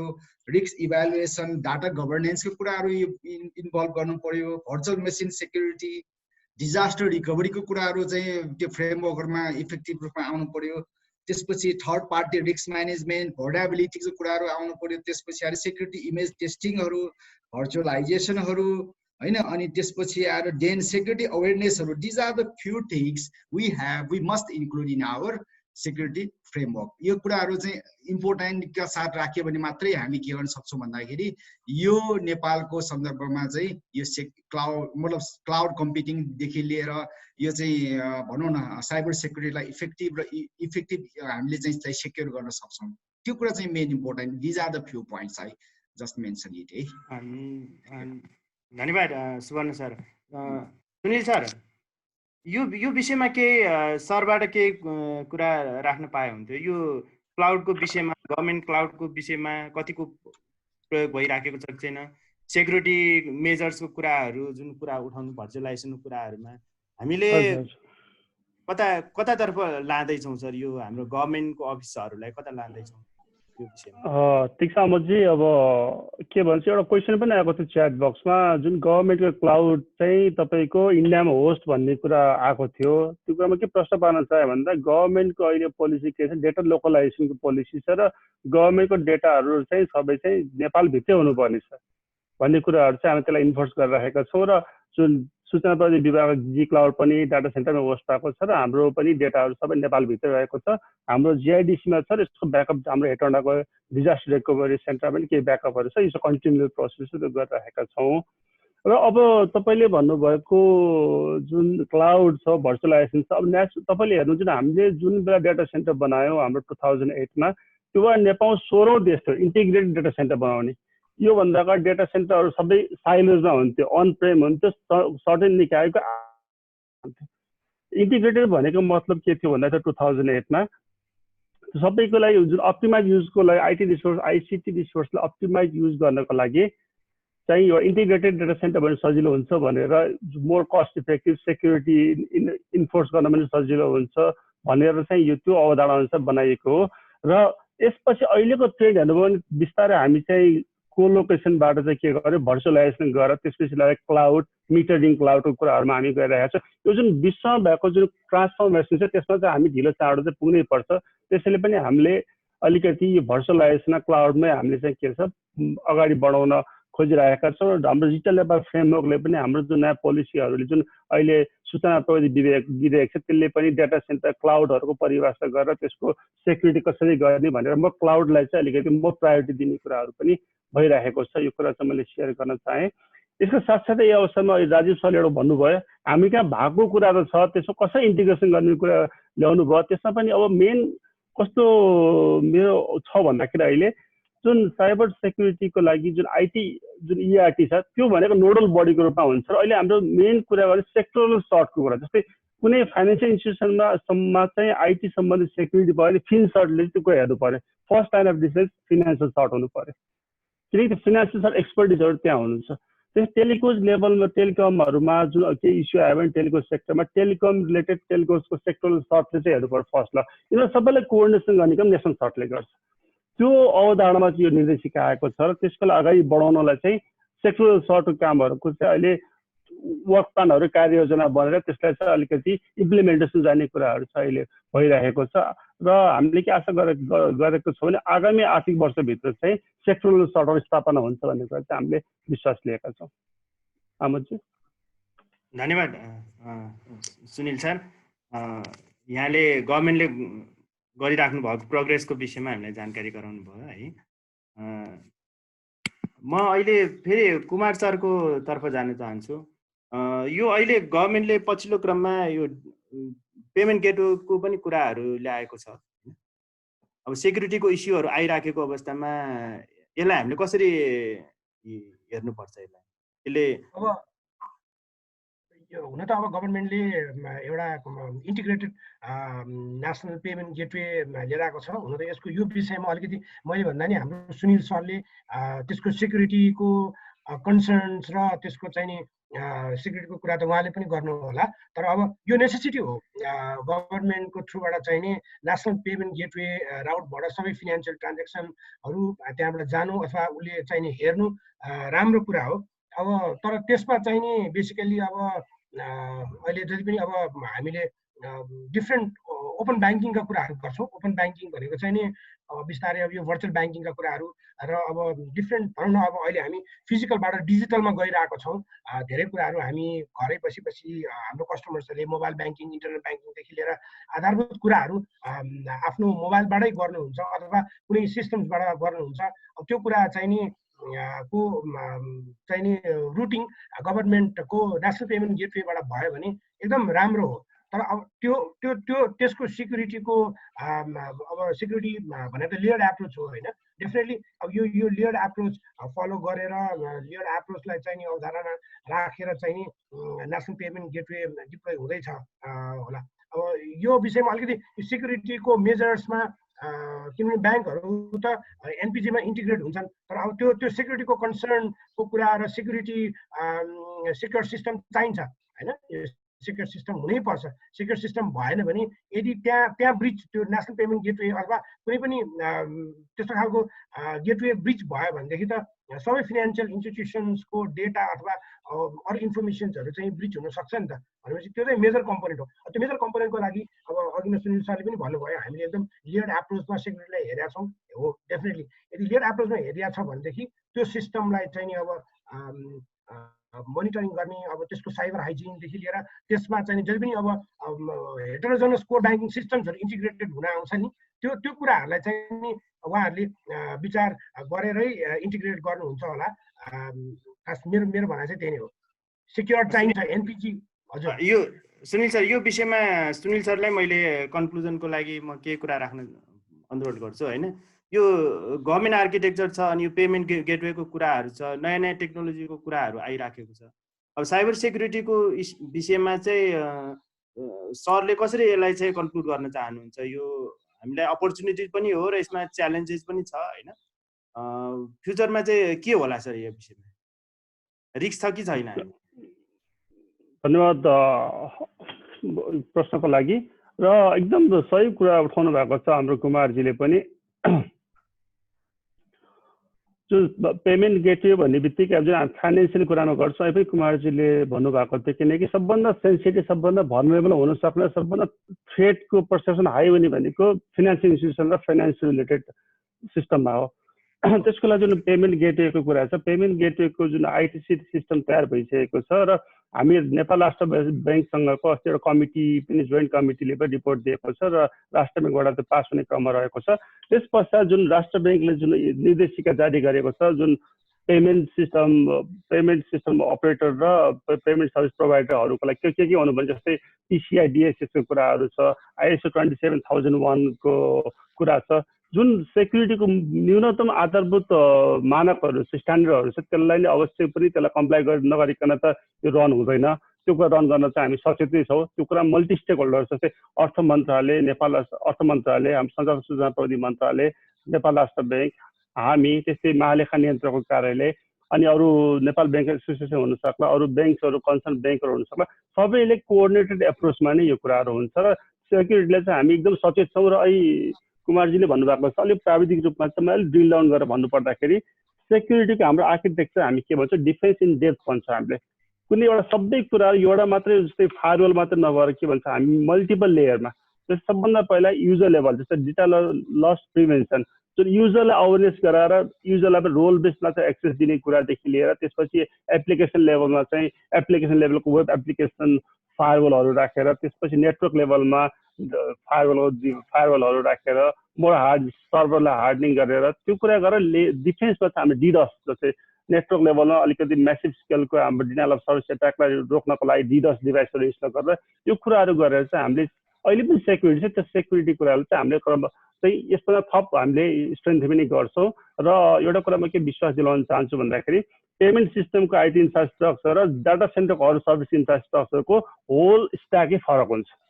त्यो भनेको मतलब नेटवर्क लेभल आउने नेटवर्कदेखि लिएर जाने कुराहरू दुईटा बिच मिक्स हुँदैन। त्यो सेपरेट चाहिँ हामीले चाहिँ गर्छौँ त्यो कुराहरू। धन्यवाद। धन्यवाद सुनिल सर। सुवर्ण सर, मैले सुवर्ण सरलाई अहिले माइक दिन, यो अहिले जुन यो उहाँ सुनिल सर, कुमार सर, उहाँहरू इम्प्लिमेन्टेसन लेभलको हाम्रो टेक्निकल म्यान पावर जस्तै पनि हुनुहुन्छ होइन, उहाँहरू विज्ञहरू हुनुहुन्छ।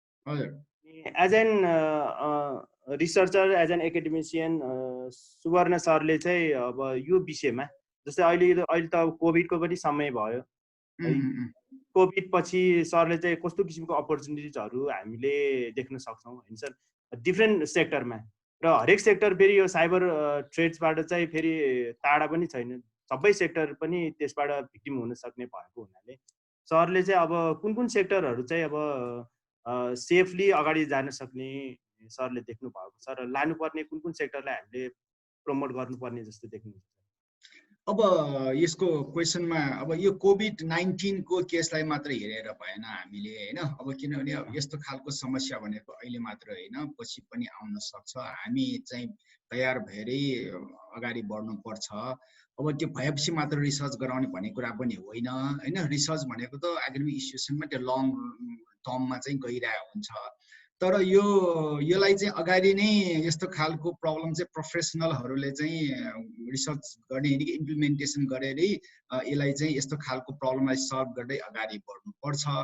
र यसमा अब हामीले अब यो पछि चाहिँ यसलाई अब कसरी गर्न सकिन्छ भन्दाखेरि अब यो बैंकिङ सेक्टरहरू त एकदमै इफेक्टिभ रूपमा हामीले सञ्चालन गर्नुपर्छ। किनभने बैंक सेक्टर भनेको त एकदमै इम्पोर्टेन्ट फर द पिपल हैन। त्यो भयो, त्यसपछि आएर सम गभर्नमेन्ट सर्भिस दिने एजेन्सीहरू वा गभर्नमेन्टको सर्भिस डेलिभरी गर्ने सर्भिसहरूलाई प्रभावकारी बनाउनु पर्छ।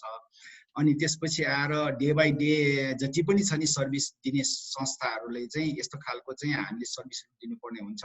तर वास्तवमा के छ भन्दाखेरि अब अफलाइनबाट हुने सम्भावना छैन। किनभने हामी गएर त्यहाँ गएर हैन सोशल डिस्टेन्स मेन्टेन गर्नै पर्ला। किनभने तुरुन्तै यो सल्भ हुने छ जस्तो मलाई लाग्दैन हैन। म यसको विज्ञ त होइन, त्यस भए पनि अब यो यसो पेपरहरू रिसर्च पेपरहरू यसो हेर्दाखेरि तुरुन्तै यो चाहिँ प्रब्लम सल्भ होला जस्तो लागेन। तर हामी आइटीको हिसाबले हेर्दाखेरि यसलाई चाहिँ एउटा प्रभावकारी रूपमा हामीले सल्भ गर्दै जानको लागि अनलाइन सर्भिस चाहिँ प्रभावकारी बनाउनु पर्यो। र अनलाइन सर्भिस प्रभावकारी बनाउनको लागि सबभन्दा इम्पोर्टेन्ट भनेको हामी क्लाउड इम्प्लिमेन्टेसनहरू गरि पनि रहेको हुन्छौँ, क्लाउड सर्भिसहरू हामीले लिइ पनि रहेको हुन्छौँ। तर यसमा चाहिँ सेक्युरिटी मेजर, सेक्युरिटी चाहिँ एकदमै इम्पोर्टेन्टसँग हामीले सोच्नु पर्यो। र सेक्युरिटीलाई चाहिँ एकदमै मेन प्रायोरिटीको रूपमा लिएर यो सेक्युरिटीलाई चाहिँ हामीले अगाडि बढाउनु पर्छ। र यसको लागि चाहिँ मैले अघि भने फ्रेमवर्कहरू बनाउनु पर्यो, नेसनल लेभलको स्ट्राटेजीहरू बनाउनु पर्यो, त्यसको साथै ह्युमन रिसोर्सहरू डेभलप गर्दै जानु पर्यो। र यसका साथै हामीले ह्युमन रिसोर्स डेभलप गर्दा गर्दै अब त्यसपछि आएर इन्फ्रास्ट्रक्चरहरू पनि सिस्टमहरू पनि डेभलप गर्दै जानु पर्यो। जहाँसम्म लाग्छ यो क्लाउड कम्प्युटिङ इन्भाइरोमेन्टको चाहिँ मा चाहिँ बढी फोकस गर्नुपर्ने हुनसक्छ। किनभने कस्ट इफेक्टिभ पनि हुने भएकोले त्यस कारण अब त्यसमा क्लाउड सेक्युरिटीको मेजरहरू जति छ त्यसलाई अब हाम्रो पोलिसीगत रूपमा फ्रेमवर्कमा रूपमा त्यसमा राख्दै गयो भने सायद यो प्रब्लम नहोला। अब इफेक्टिभ त यसको चाहिँ अब लामो समयसम्म त भइ नै राख्छ। तर यो भन्दैमा हामी कामै नगर्ने भन्ने चाहिँ होइन, कुन तरिकाबाट बेस हुन सक्छ भन्ने कुरा चाहिँ हामीले सोच्नु पर्यो। अब अनलाइन एजुकेसन सिस्टम नै अब भयो, त्यसलाई पनि सेक्युरिटीको रूपमा चाहिँ अनलाइन एजुकेसन सिस्टमलाई पनि प्रभावकारी बनाउनु पर्यो। किनभनेखेरि अब अनलाइनमा पनि अनलाइन इभ्यालुएसन सिस्टमहरूको कुराहरू आउँछ। किनभने एजुकेसन सिस्टमलाई हामीले रोक्नु भएन, विद्यार्थीको चाहिँ लाइफलाई उनीहरूको टाइमलाई हामीले कसैलाई पनि बर्बाद गर्न हुँदैन। र अब एक्जामिनेसन सिस्टमलाई कसरी राम्रो सेक्योर गर्ने, इभ्यालुएसन सिस्टमहरू, त्यसमा चाहिँ एकदमै ठुलो किसिमको यो नेपालले चाहिँ त्यस्तो खालको पोलिसी प्लान स्ट्राटेजी भिजनहरू अगाडि बढाएर जानुपर्छ मलाई जस्तो लाग्छ हैन। त्यो चाहिँ इम्पोर्टेन्ट हुन्छ। किनभने these are the few sector, education अब सारांशमा भन्छु, एजुकेसन सिस्टम, बैंकिङ सिस्टम, गभर्नमेन्टको सर्भिस दिने सिस्टमहरू भयो, र हाम्रो डे बाई डे जति पनि प्रभावकारी हामीलाई जनतालाई चाहिने सर्भिसहरू भयो, त्यो सर्भिसलाई प्रभावकारी बनाउनलाई सेक्युरिटीलाई एकदम प्रायोरिटीको रूपमा राखेर अगाडि बढ्यो भने यो समस्या चाहिँ मेरो विचारमा बिस्तारै सहज हुँदै जान्छ, प्रोटेक्ट गर्दै अगाडि बढ्नुपर्छ लाग्छ। सायद अब अमरजी आयो होला है, मैले तपाईँले सोधेको। धन्यवाद सुवर्ण सर। राजीव सर, यहाँ केही प्रश्नहरू पनि आएको छ हैन। जस्तै अब यो केही समय अगाडि यो इलेक्सन कमिसनको वेबसाइटबाट चाहिँ डाटा लिक भएको भन्ने कुरा छ। त्यसमा अब कतिको बाहिरको एक्सटर्नल ह्याकरहरूको काम हो अथवा इन्टरनलको काम हो, त्यो इन्भेस्टिगेसनको कुरा हुनसक्छ। अनि त्यसै गरिकन यो नेसनल आइडी सेक्युरिटीको कुराहरू पर्सनल अहिले जुन रिलिज भइराखेको छ बिस्तारै, त्यो सेक्युरिटीको कुराहरू पनि उठान भइराखेको छ हैन। अघि सुनिल सरले पनि कुरा गर्नुभएको थियो कि हामीले चाहिँ डाटा लोकलाइजेसन गर्दै जाने भन्ने कुराहरू पनि उहाँले चाहिँ राख्नु भएको छ। तर हाम्रो नेपालमा चाहिँ कस्तो छ भन्दाखेरि विशेष गरिकन यो टेक्नोलोजी बाहिरबाट आउने र म्यान पावर पनि धेरै जसो बाहिरकै इन्भल्भ हुने भएको हुनाले, डेभलपमेन्ट डिजाइनदेखि लिएर इम्प्लिमेन्टेसनमा सबै बाहिरको इन्भल्भ हुने भएको हुनाले यसलाई चाहिँ हामीले कसरी सेक्योर छ भनेर हामीले कसरी विश्वस्त हुन सक्छौँ सर? जबकि सबै उनीहरूको हातमा हुन्छ र हामी कसरी सेक्योर छौँ भनेर हामी अब कसरी सिक्योर छौँ भनेर विश्वस्त हुन सकिँदैन भनेर त हामीले कुरा भनिरहेछौँ। केस स्टडीबाट हेरौँ होइन। अब मैले खालि हावादारी कुरा गर्न सुहाउँदैन, तर कतिपय कुराहरू मैले ओपनली भन्न पनि सक्दिनँ किन न्युजमा आएको छैन। नेपालमा 20वटा भन्दा बढी स्कुलहरूका वेबसाइट ह्याक भयो भन्ने मलाई कसैले जानकारी गराए। अनि उहाँहरूले मलाई त्यो डेटा पनि पठाउनु भयो, यो स्कुल हो रहेछ है भन्ने खालको चाहिँ मैले जानकारी प्राप्त गरेँ। त्यसपछि अलिकति मलाई अब रिसर्चरको हिसाबले अलिकति यसमा यसो बुझ्दै जाँदाखेरि तर त्यो न्युजमा कतै आएको छैन है। अब आएको भए पनि मलाई थाहा भएन। त्यसपछि अनि मैले अलिकति रिसर्च गर्दाखेरि के भेटाएँ भने अल दोज स्कुलहरूले चाहिँ they have use a Indian software, Indian educational platform use गर्नुभएको रहेछ। Now that's a vulnerability. त्यो भनरेबिलिटी हो नि त। मैले अघि पनि भनिसकेको छु, यहाँ साथीहरूले लेखिरहनु भएको छ, च्याटमा क्लियरली देखिन्छ हामी भौगोलिक रूपमा एउटा देशसँग घेरिएका छौँ भने हाम्रो प्राविधिक रूपमा पनि हामी घेरिँदै पो गइरहेको रहेछौँ त। भनेपछि अलिकति राष्ट्रले अब सोच्नुपर्ने बेला त्यहाँनिर पनि छ। We need to have an alternative. र अघि कुमारजीले जुन कुरा उठाउनु भयो आइटी अडिट हुँदैमा सिक्योर हुँदैन अथवा गर्नको लागि के गर्ने भन्ने, मैले इन्साइडर थ्रेटको कुरा गर्दाखेरि एउटा कम्पनीको मैले नाम लिन चाहिनँ, न्युजमै आएको थियो। त्यो कम्पनीमा it is a outsourcing company. त्यो आउटसोर्सिङ कम्पनीमा एकजना मान्छेलाई फायर गर्यो, ही वाज फायर्ड। तर before he was going out of organization, he was able to destroy 84 servers. कमजोरी कसको? नेपाल सरकारको त होइन, बिजनेसको, त्यो म्यानेजरको। भनेपछि उन म्यानेजरले minimum protocol before you hire somebody in IT firm पनि गरेन भनेर, प्र्याक्टिसेसमा छैन भनेर त देखिन्छ नि त। यस्ता कुराहरूमा बसेर हामीले सक्सेसबाट सिक्ने होइन, हामीले फेलियरबाट सिक्ने हो। So we need to understand the big paradigm. त्यहाँ अर्को एकजना साथीले कुरा उठाउनु भएको छ, ह्याकरहरूलाई किन हायर नगर्ने। I am for it. हामीले अर्को यो आउने यो हप्तामा अर्को एउटा कार्यक्रम हुन्छ एथिकल ह्याकिङको। एफबिआईले उसको नेटवर्क, कम्प्युटर नेटवर्कको भनरेबिलिटी कस्तो छ भनेर टेस्ट गर्नको लागि ह्याकरहरूलाई लगायो, नेटवर्कमा अट्याक गरायो, टेस्ट गर्यो, अनि बल्ल थाहा भयो भनरेबिलिटी कहाँ छ भनेर। त्यो गर्दाखेरि पनि अमेरिकाको एउटा मिलिटरी इन्स्टलेसनमा त्यो कमजोरी पत्ता लाग्दाखेरि पनि 5 वर्षसम्म चाहिँ करेक्सन गरेको थिएन। स्टडी रिसर्चले त यही भन्छ, यही देखिरहेछौँ। भनेपछि what we are missing. So we can learn from these case studies is that we need to think ICT security or cyber security in a big process. अघि कुमारजीले त्यो कुरा ल्याउनु भयो, पिपल, टेक्नोलोजी र प्रोसेसका कुरा सँगसँगै अब इन्भाइरोन्मेन्टको पनि कुरा गर्नुपर्छ, ह्युमन कग्नेटिभको कुरा गर्नुपर्छ, गभर्नेन्सको कुरा गर्नुपर्छ, लिगल फ्रेमवर्कको कुरा गर्नुपर्छ र इन्भाइरोन्मेन्टमा एक्सटर्नल र इन्टर्नलको कुरा गर्नुपर्छ। र त्यो गर्दाखेरि कतिपय कुराहरू बिजनेस लेभलले इम्प्लिमेन्ट गर्नु पर्यो, कतिपय कुराहरू इन्डिभिजुअल लेभलमा जानु पर्यो, कतिपय कुराहरू चाहिँ नेसनल लेभलमा जानु पर्यो। र अब हाम्रो चाहिँ तीनटा स्ट्रक्चर बनिसकेका हुनाले फेडरल र स्टेट र लोकल लेभल गर्नु, अब पोलिटिकल कमिटमेन्ट चाहिन्छ। हामी यत्रा प्रोफेसनलहरू छौँ, यति चाहिँ सबैजना कति 100 भन्दा बढी इन्जिनियर साथीहरू यही हुनुहुन्छ। हामीलाई अब आवश्यकता भनेको साइबर सेक्युरिटीको लागि पोलिटिकल कमिटमेन्ट हो। हामीलाई त्यस्ता चाहिँ मान्छेहरू चाहियो जसले नेसनल पोडियममा उभिएर यो भन्नु पर्यो कि Nepal must invest in ICT cyber security भन्न सक्नु पर्यो। हामीलाई त्यो लिडरको खाँचो छ जसले संसद भवनमा यो गएर भन्न सक्छ कि यो कारणले अब तपाईहरुले यो गर्नुपर्छ भन्नु पर्यो सरकारलाई। हामी त्यहाँ उभिएका छौं। त्यसकारणले अब हामीले धेरै छलफल गरिसक्यौं, हामीलाई थाहा छ के गर्नुपर्छ। अब पोलिटिकल कमिटमेन्टको आवश्यकता पर्यो। यो पोलिटिकल कमिटमेन्ट केही हदसम्म बजेटबाट एड्रेस हुने भयो, तर सम्भाव्यता अध्ययनले मलाई चाहिँ चित्त बुझेन। मेरो इन्डिभिजुअल ओपिनियन हो, सम्भाव्यता अध्ययन गर्ने बेला होइन, एउटा स्थापनातर्फ हामी जानुपर्छ भन्ने प्रश्न छ। त्यसकारणले मलाई लाग्छ यो एउटा फ्रेमवर्क भित्र बसेर पिपल, टेक्नोलोजी, प्रोसेस र इन्भाइरोन्मेन्टका कम्पोनेन्टहरू लिगल सहितका, गभर्नेन्स सहितका तीनटा लेभलमा फेडरल, स्टेट र लोकल र सँगसँगै इन्डिभिजुअल बिजनेस र गभर्मेन्ट सेक्टरको चाहिँ इन्टिग्रेटेड रूपमा हामीले अब जानुपर्ने अवस्था छ। यति भन्दै मैले आफ्नो ओपिनियन राखेँ। धन्यवाद आमोदजी। धन्यवाद राजीव सर। यो विषयमा छ नि सर, यो सेक्युरिटी, इन्फर्मेसन सेक्युरिटीको विषयमा म कुमार सरलाई एउटा फेरि थप प्रश्न राख्न खोजेँ। उहाँ आफै पनि यो एनपी सर्टको मेम्बर हुनुहुन्छ होइन, भाइस प्रेसिडेन्ट पनि हुनुहुन्छ। के गरिराखेको छ एनपी सर्ट जस्तो संस्थाले के गरिराखेको छ भन्ने कुरा म उहाँलाई छोटो एकदमै राम्रो कुरा उठाउनु भयो अमोदजी तपाईँ। अघि नै राजीव सरले भन्नुभयो अब एनपी सर्ट भनेको चाहिँ यो ओपन कम्युनिटी हो होइन। हामी सबैजना काम गर्ने वर्किङ प्रोफेसनल्सहरूले अब यो साइबर सुरक्षा भनेर त ग्लोबल एजेन्डा हो। नेपालमा पनि केही गर्न सकिन्छ कि भनेर 5 वर्ष अगाडि हामीले एउटा ओपन कम्युनिटीको रूपमा स्थापना गरेका संस्था हो। अब यसले चाहिँ अब सुरुवात कहाँबाट गर्ने भन्ने कुरा भयो हामीलाई।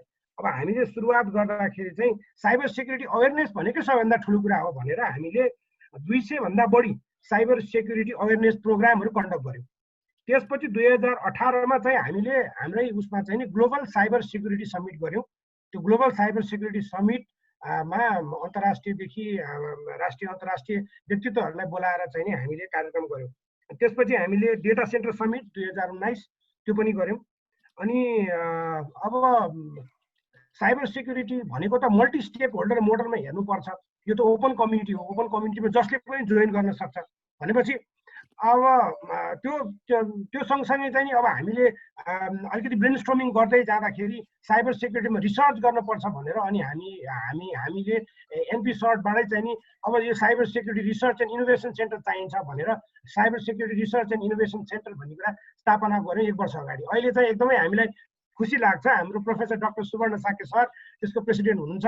अझै उहाँको लिडरसिप पाएर चाहिँ नि अब सिएसआरआईले अझै राम्रो नयाँ मोड लिन्छ भन्ने कुरा हामीलाई लागेको छ। र हामी चाहिँ नि अब एक्टिभ सर्टको रूपमा किनभने यो ओपन कम्युनिटी हो हाम्रो चाहिँ नि अलिकति फुर्सद भएको समयमा चाहिँ यो कम्युनिटीका मेम्बर्सहरू बसेर सल्लाह गरेर के गर्न सकिन्छ त भन्ने कुरा चाहिँ रिगोरसली गरिरहेको पनि छौँ। र हामीले चाहिँ नि यो मल्टी स्टेक होल्डर मोडलमा चाहिँ नि डायलगहरू गर्ने कुनै घटनाक्रमहरू भयो भनेदेखि कसरी सल्लाह सुझावहरू दिन सकिन्छ, कसरी आफ्नो हिसाबले हेल्प गर्न सकिन्छ, सहयोग गर्न सकिन्छ भनेर हामी एकदम लागेका छौँ।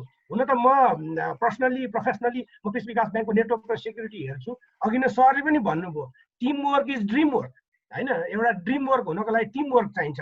हामीले इन्फर्मेसन कोलाबोरेसन गर्नुपर्छ। म पुल्चोक क्याम्पसमा पढाउँछु पनि भनेपछि मैले जे कुरा गर्छु म पुल्चोक क्याम्पसमा पढाउँछु नि त भनेपछि अथवा म अरू कतै पढाउँछु भन्दाखेरि पढाउँदाखेरि आफूले जानेको कुरा सेयर हुन्छ। एनएसटीको प्र्याक्टिसेसहरू एनएसटी र एकाडेमिक्सले ब्रिज गर्न पाइन्छ भनेपछि अब हामीले अहिले त एनपी सर्ट मात्र छैन, सिएसआरआई पनि छ, अरू धेरै यस्तो सर्ट अरू पनि हुनुहुन्छ, कम्युनिटीमा हुनुहुन्छ, काम गरिरहनु भएको छ, खुसी लाग्छ। र बेसिकली हाम्रो उद्देश्य चाहिँ के हो भने एनपी सर्ट भनेको अघि नै पनि भने मैले ओपन कम्युनिटी हो। यसलाई मल्टी स्टेक होल्डर मोडलमा लैजाउँ। मल्टी स्टेक होल्डरमा सबैतिर साइबर हाइजिन साइबर सेक्युरिटी भन्ने कुराको आवश्यकता छ। त्यही भएको कारणले गर्दाखेरि यसलाई एक्टिभली चाहिँ हामीले देशलाई परेको समस्यालाई चाहिँ के गर्न सकिन्छ कि भनेर यो ओपन कम्युनिटीमा डिफ्रेन्ट प्रोफेसनल्सहरू इभन अहिले चाहिँ सिएसआरआई जसलाई हाम्रो प्रोफेसर डाक्टर सुवर्ण साके लिड गरिरहनु भएको छ उहाँले पनि धेरै कुराहरू गर्न खोजिरहनु भएको छ। खास हामीले गरेका कुराहरू त्यही नै हो। अमोद सरहरूको ग्रुपमा यो इथिकल ह्याकरहरू पनि हुनुहुन्छ कि हुनुहुन्न?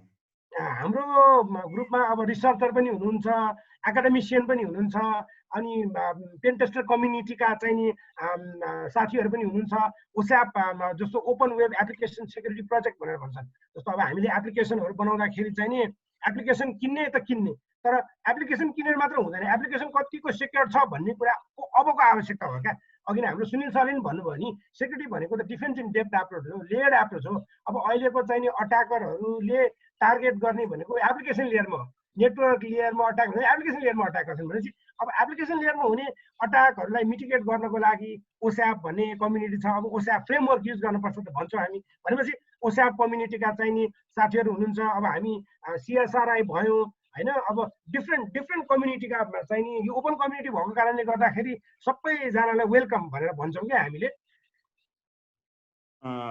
यो राजीव सर अलिकति यो विषय हामी यो केन्द्रीकृत गरौँ है। यो ह्याकर्सहरू जुन हुन्छ नि इथिकल ह्याकर्स हुन्छ, अर्को एक किसिमको एक्टिभिस्टहरू हुन्छ, तिनीहरूलाई हाम्रो नेपालको साइबर लले त्यसलाई कसरी तिनीहरूलाई बाँडेको हुन्छ? कानुनले तिनीहरूलाई छुन्छ कि छुँदैन होइन? अब हाम्रो सीमाभन्दा बााउन्ड्रीभन्दा बाहिरको घटनालाई त हाम्रो कानुनले नछोला, तर भित्रका कसैले त्यस्तो किसिमको साइबर ह्याकिङको एक्टिभिटीहरू गर्यो भने हाम्रो साइबर ल कतिको एट्र्याक्टिभ हुन्छ? यो विषयमा पनि एकचोटि अब कानुन ह्याकिङ कानुन सम्मत छ नेपालमा कानुन सम्मत छ जस्तो मलाई चाहिँ लाग्दैन हैन। त्यसकारणले अब ह्याकरहरूले फेरि रोडमा उभिएर ह्याकिङ पनि गर्दैन, एनोनिमस हुन्छ। त्यसमाथि पनि उनीहरूले आफ्नो सुरक्षाको लागि धेरै उपायहरू अपनाएको हुन्छ।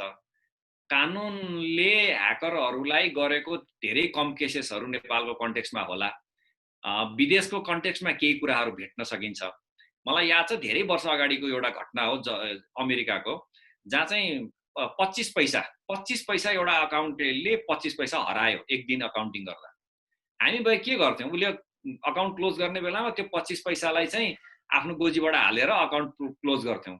तर उसले त्यो 25 पैसा हराएको नोट गर्यो, नेक्स्ट डे पनि 25 पैसा हरायो, अर्को दिन पनि हरायो। त्यसपछि उसले त्यो रिपोर्ट गर्यो, एफबीआईमा गयो, एफबीआईले इन्भेस्टिगेसन गर्यो, त्यो ह्याकरलाई उसले जर्मनीमा समात्यो 25 पैसाको लागि। त्यसकारणले हामीसँग यति कमिटमेन्ट छ कि छैन? कमिटमेन्ट चाहिन्छ।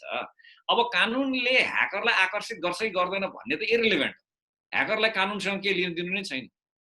ह्याकरले आफ्नो काम गर्छ, हामीले कानुन बलियो बनाउने मात्र होइन कि त्यो कम्पिटेन्सी पनि हामीले बढाउनु पर्यो। त्यही भएर एथिकल ह्याकिङ अब हामीले गर्नुपर्छ, कानुन सम्मत एथिकल ह्याकिङ गर्ने प्रावधानमा हामी जानुपर्छ। हामीले हाम्रो नेटवर्क फिक्स गर्नुपर्छ। सुनिल सर, यो इथिकल ह्याकिङको विषयमा गभर्नमेन्टको के छ सर? इथिकल ह्याकिङलाई प्रमोट गर्ने, यसलाई मोटिभेट गर्दै जाने अब ह्याकिङ के रूपमा त म भन्दिनँ, तर कति कुरा कस्तो छ भन्दा जुन कम्पिटेन्सी जुन स्किल सेट जुन जसलाई चाहिँ त्यो एप्लिकेसन लेभलको जुन अहिले कुमार सरले भन्नुभएको छ ओडब्ल्युएससीको जुन एप्लिकेसन सेक्युरिटीको थ्रेटहरू हुन्छ, त्यो नलेज भएको मान्छेलाई चाहिँ कुनै अर्गनाइजेसनले भिएपी जुन भन्छ हामीले भल्नरेबिलिटी एसेसमेन्ट एन्ड पेनिट्रेसन टेस्टिङमा चाहिँ इम्प्लोय गर्न सक्नुहुन्छ। कति निकायहरूले जुन वेबसाइट बनाउनुहुन्छ त्यसलाई कति अहिलेका आइटी अफिस जुन प्राइभेट सेक्युरिटी फर्महरू छ त्यहाँ पनि कति जुन ह्याकिङ कम्पिटेन्सी भएको मान्छेहरू नै उहाँको इम्प्लोय भएको, उहाँले भिएपी इन्भल्भ हुनुभएको नै हामीले पाएका छौँ। त्यो रूपमा त इन्भल्भ हुन सक्ला, तर म राई सरले भन्नुभएको जस्तै कुनै नेपाल सरकारले अहिले ह्याकिङलाई नै प्रमोट गर्ने गरी ह्याकरलाई वेलकम गर्ने गरी त्यस्तो चाहिँ अहिले भइसकेको जस्तो मलाई चाहिँ लाग्दैन। यो कुरा चाहिँ अब सेक्युरिटी स्ट्रेन्थ गर्नलाई के कुरा गर्नुपर्छ, जुन नेपाल सरकारको नेपालको साइबर फ्रन्टियरमा लाई सेक्युर गर्नलाई के गर्नुपर्छ भन्ने कुरा जुन आइटी जसको स्टेयरिङ कमिटी छ त्यसले पनि केही नियम बनाउन सक्ने भन्ने कुरा उल्लेख गरेको छ निर्देशिकामा। त्यसमा केही कुरा आएर अलिकति यो व्हाइट ह्याट ह्याकिङलाई चाहिँ अलिकति प्रोत्साहन गर्ने कुराहरू त्यसमा चाहिँ आउन सक्ला कि त्यो चाहिँ अपरेसन लेभलमा चाहिँ अपरेसन गाइडलाइन भन्दाखेरि भन्ने कुरा चाहिँ म सेयर गर्न चाहे। धन्यवाद सुनिल सर। हाम्रो प्यानलिस्टहरूसँगको हामी अहिले डिस्कसन फोरममा छौँ। म अहिले यहाँ पार्टिसिपेटहरूबाट पनि केही प्रश्नहरू छ भने म फोरममा हामीले 4-5वटा क्वेसनहरू चाहिँ हामीले सरहरूको बिचमा राख्नको निम्ति म यहाँ अनुरोध गर्न चाहन्छु हैन। यो यसमा हामीलाई यहाँ अनिता प्रजापति हाम्रो इन्जिनियर सोसाइटीका हाम्रो साथीले हेल्प गर्नुहुन्छ होला। म अनिताजी, हेलो,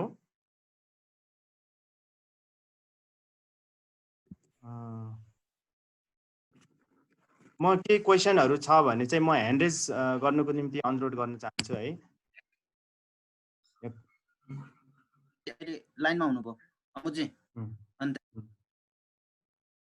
अनिताजी ठिकै छ। यहाँ पार्टिसिपेट सरहरूबाट प्यानलिस्ट सरहरूको लागि केही क्वेसन छ भने ह्यान्ड रेज गरिदिनु हुन म अनुरोध गर्छु है। हजुर, अनिताजी आउनुभयो। अनिताजी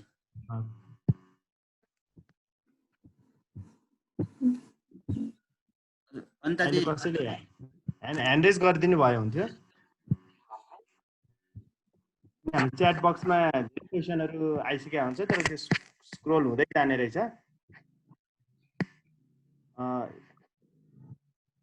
यो भरत धनकोटी सर हुनुहुन्छ, म उहाँलाई लाइनमा हुनुहुन्छ भने उहाँलाई म आफ्नो क्वेसन राख्नको निम्ति म अनुरोध गर्छु। हेलो,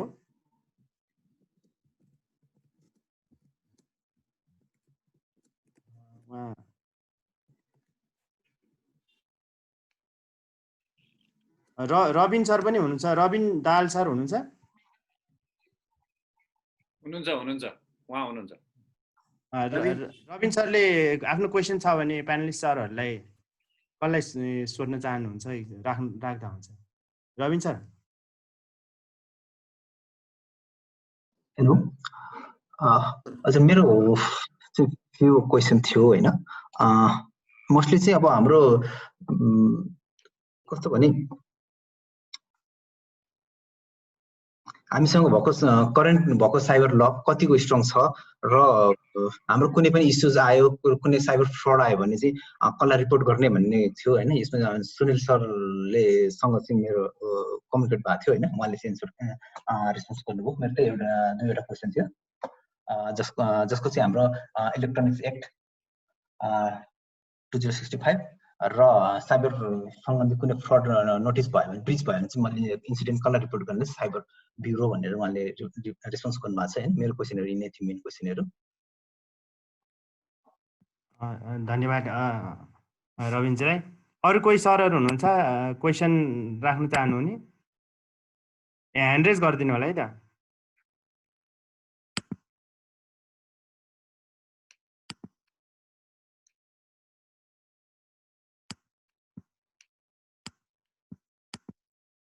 अहिले त हामीले ह्यान्ड रेज भएको देखिरहेको छैनौँ है। म कन्टिन्यू गरौँ है त सर। हैन, नरेन्द्रजीले गर्नु भएको छ। लगभग हजुर कोही हुनुहुन्छ? हेलो नरेन्द्र बोराजीले उहाँले ह्यान्ड राइज गर्नु भएको छ। अमुजी नरेन्द्र बोरा। हजुर हजुर नमस्ते। मैले खास गरी सुनिराख्नु भएको? सुन्दैछु, भन्नुहोस् न। दुईटा इस्युमा कुरा गर्न खोजेँ। एउटा त हजुरको डिजिटल फ्रेमवर्क 2076 ले त्यसमा स्ट्रक्चरल तथा हाम्रो अर्गनाइजेसनल कुरा गर्दाखेरि एउटा चाहिँ माथि निर्देशक समितिले कुरा गरेको छ प्राइम मिनिस्टरको अध्यक्षतामा, र तल चाहिँ अर्को मुख्य सचिवको नेतृत्वमा तपाईँको समन्वय समिति कुरा गरेको छ। तर एक्चुअली त्यहाँ अब समन्वय समिति भन्दा पनि एक्जिक्युटिभ नेचरको अर्गनाइजेसन नहुँदासम्म नेपालको आइटी सेक्टरमा के कन्ट्रिब्युसन हुन्छ जस्तो लाग्दैन। एउटा एक्जिक्युटिभ नेचरको अर्गनाइजेसनतिर हामीले लबिङ गर्नुपर्छ जस्तो लाग्छ। अर्को नेपाल सरकारले आइटी स्टाफहरूलाई रिक्रुटमेन्ट जुन गर्ने पोलिसी छ त्यहाँ नै मिस्टेक छ। हजुरको जस्तो कम्प्युटर इन्जिनियर र कम्प्युटर अधिकृत भनेर लिइन्छ, नर्मली बिए गरेको अथवा स्नातक गरेकोलाई लिइन्छ, तर भित्र गएर चाहिँ उनीहरूलाई गराउने काम चाहिँ धेरै कमलाई मात्रै होला टेक्निकल काम गर्ने, अरूलाई आइटी अफिसरहरूलाई टाइपिङ गरेर बसिहाल्छन्। एउटा त उनीहरू फ्रस्ट्रेट हुन्छन् हेर्नुहोस्। अर्को जस्तो साइबर सेक्युरिटी जस्तो टेक्निकल म्यानपावर पनि हामीसँग विकास भइरहेको हुँदैन। त्यही भएर एचआर पोलिसी पनि हामीले रिभाइज गर्नुपर्ने हुन्छ। प्लस हामीलाई एउटा आइटीको स्ट्रङ अटोनोमस बडी चाहिन्छ जसले यी सबै कुराहरूले रेगुलेट गरोस्। यसमा सरहरूको अब विशेष गरी अब गभर्मेन्ट सेक्टरतिर हाम्रो सुनिल सर हुनुहुन्छ, उहाँले ध्यान दिनु होला। सुवर्ण सर मैले क्वेसन राखेँ, म सुनिल सरकोमा पछि आउँला। यो के आइटी स्टाफहरूको जुन रिक्रुटमेन्टको विषयमा उहाँले जुन कुरा उठाउनु भयो नि, प्रपर रिक्रुटमेन्ट भएन, जब डेस्क्रिप्सन प्रपर भएन, कम्प्युटर र कम्प्युटर इन्जिनियरलाई एउटै ऱ्याङ्किङमा राख्यो भन्ने कुराहरू, के यो यसमा सुधार आवश्यक छ कि छैन सर? यो होइन, यसमा अब दुई किसिमको रिक्रुटमेन्ट हुने चाहिँ मैले भए अनुसार लोकसेवाले एउटा इन्जिनियर भन्ने लिँदो रहेछ, एउटा चाहिँ कम्प्युटर अधिकृत होइन, आइटी अफिसर यस्तै खालको होइन। अब दुईटाको मा के छ, इन्जिनियरिङलाई लिने गरेको चाहिँ मैले देखेको छु। अनि यता चाहिँ अब कम्प्युटर साइन्स अरू बिसिए यता अरू फिल्डको कम्प्युटर ग्रेजुएट भयो भने लिने कुराहरू छ। फरक त अब स्ट्रिम नै फरक किसिमले लिइरहेको छ होइन। तर माथि पुगिसकेपछि फेरि डाइरेक्टर यताबाट हुनलाई फेरि कमन रहेछ क्या, त्यो कुरा चाहिँ मैले यसो हेर्दाखेरि थाहा भएको कुरा मात्रै हो। तर प्रश्न के छ भने, प्रश्न के सोध्नु भएको फेरि एकचोटि भन्नु त मलाई। मैले के भन्न खोजेको भने जुनसुकैबाट कम्प्युटर इन्जिनियरले पनि अथवा कम्प्युटर अफिसरले पनि हामीले उनीहरूको क्यापेबिलिटी अनुसारको रेस्पोन्सिबिलिटी नेपाल गभर्मेन्टले दिन सकेको छैन। त्यसले गर्दाखेरि आइटीको एक्सपर्ट स्टाफहरूको कमी देखिरहेछ भन्न खोजेँ मैले। हो, त्यो रिक्रुटमेन्ट लियो भने होइन, यसो छ नि त, अब एकाडेमिकमा युनिभर्सिटी मात्रै आउँदैमा सबै एक्सपर्ट भन्ने हुँदैन कि। अब त्यसमा स्पेसिफिक गर्नुपर्छ भन्नुपर्ने, स्पेसिफिक जब डिस्क्रिप्सनहरू पनि हुनु पर्यो र ट्रेनहरू पनि गराउनु पर्यो। त्यस्तो खालको चाहिँ स्पेसिफिक जब ओरिएन्टेड ट्रेनिङहरू र स्पेसलाइज ट्रेनिङ गरायो भने मात्रै त्यो अगाडि बढ्न सकिन्छ। र अब साइबर सेक्युरिटीकै एक्सपर्टहरू, साइबर सेक्युरिटीकै अधिकृतहरू चाहियो होइन, विभिन्न किसिमको छ नि, इन्फर्मेसन अफिसरहरू, विभिन्न किसिमको जब डिस्क्रिप्सनहरू छ नि त। त्यसलाई चाहिँ आधार मानेर चाहिँ जबहरू पनि क्रिएट गर्नु पर्ला जस्तो लाग्छ क्या मलाई है। अब किनभने स्पेसलाइज किसिमको जब पनि चाहिने हुनसक्छ। त्यसकारण त्यस्तो खालको गऱ्यो भने यो स्पेसिफिकेसनदेखि लिएर स्पेसिफिकेसन भन्दा पनि अब यो ह्युमन रिसोर्स रिक्रुट गर्ने चाहिँ पूर्वाधारहरू सबै कुराहरू बनाउनु पर्ने जस्तो लाग्छ। यो त्यो भने मात्रै इफेक्टिभ होला जस्तो लाग्छ है मलाई।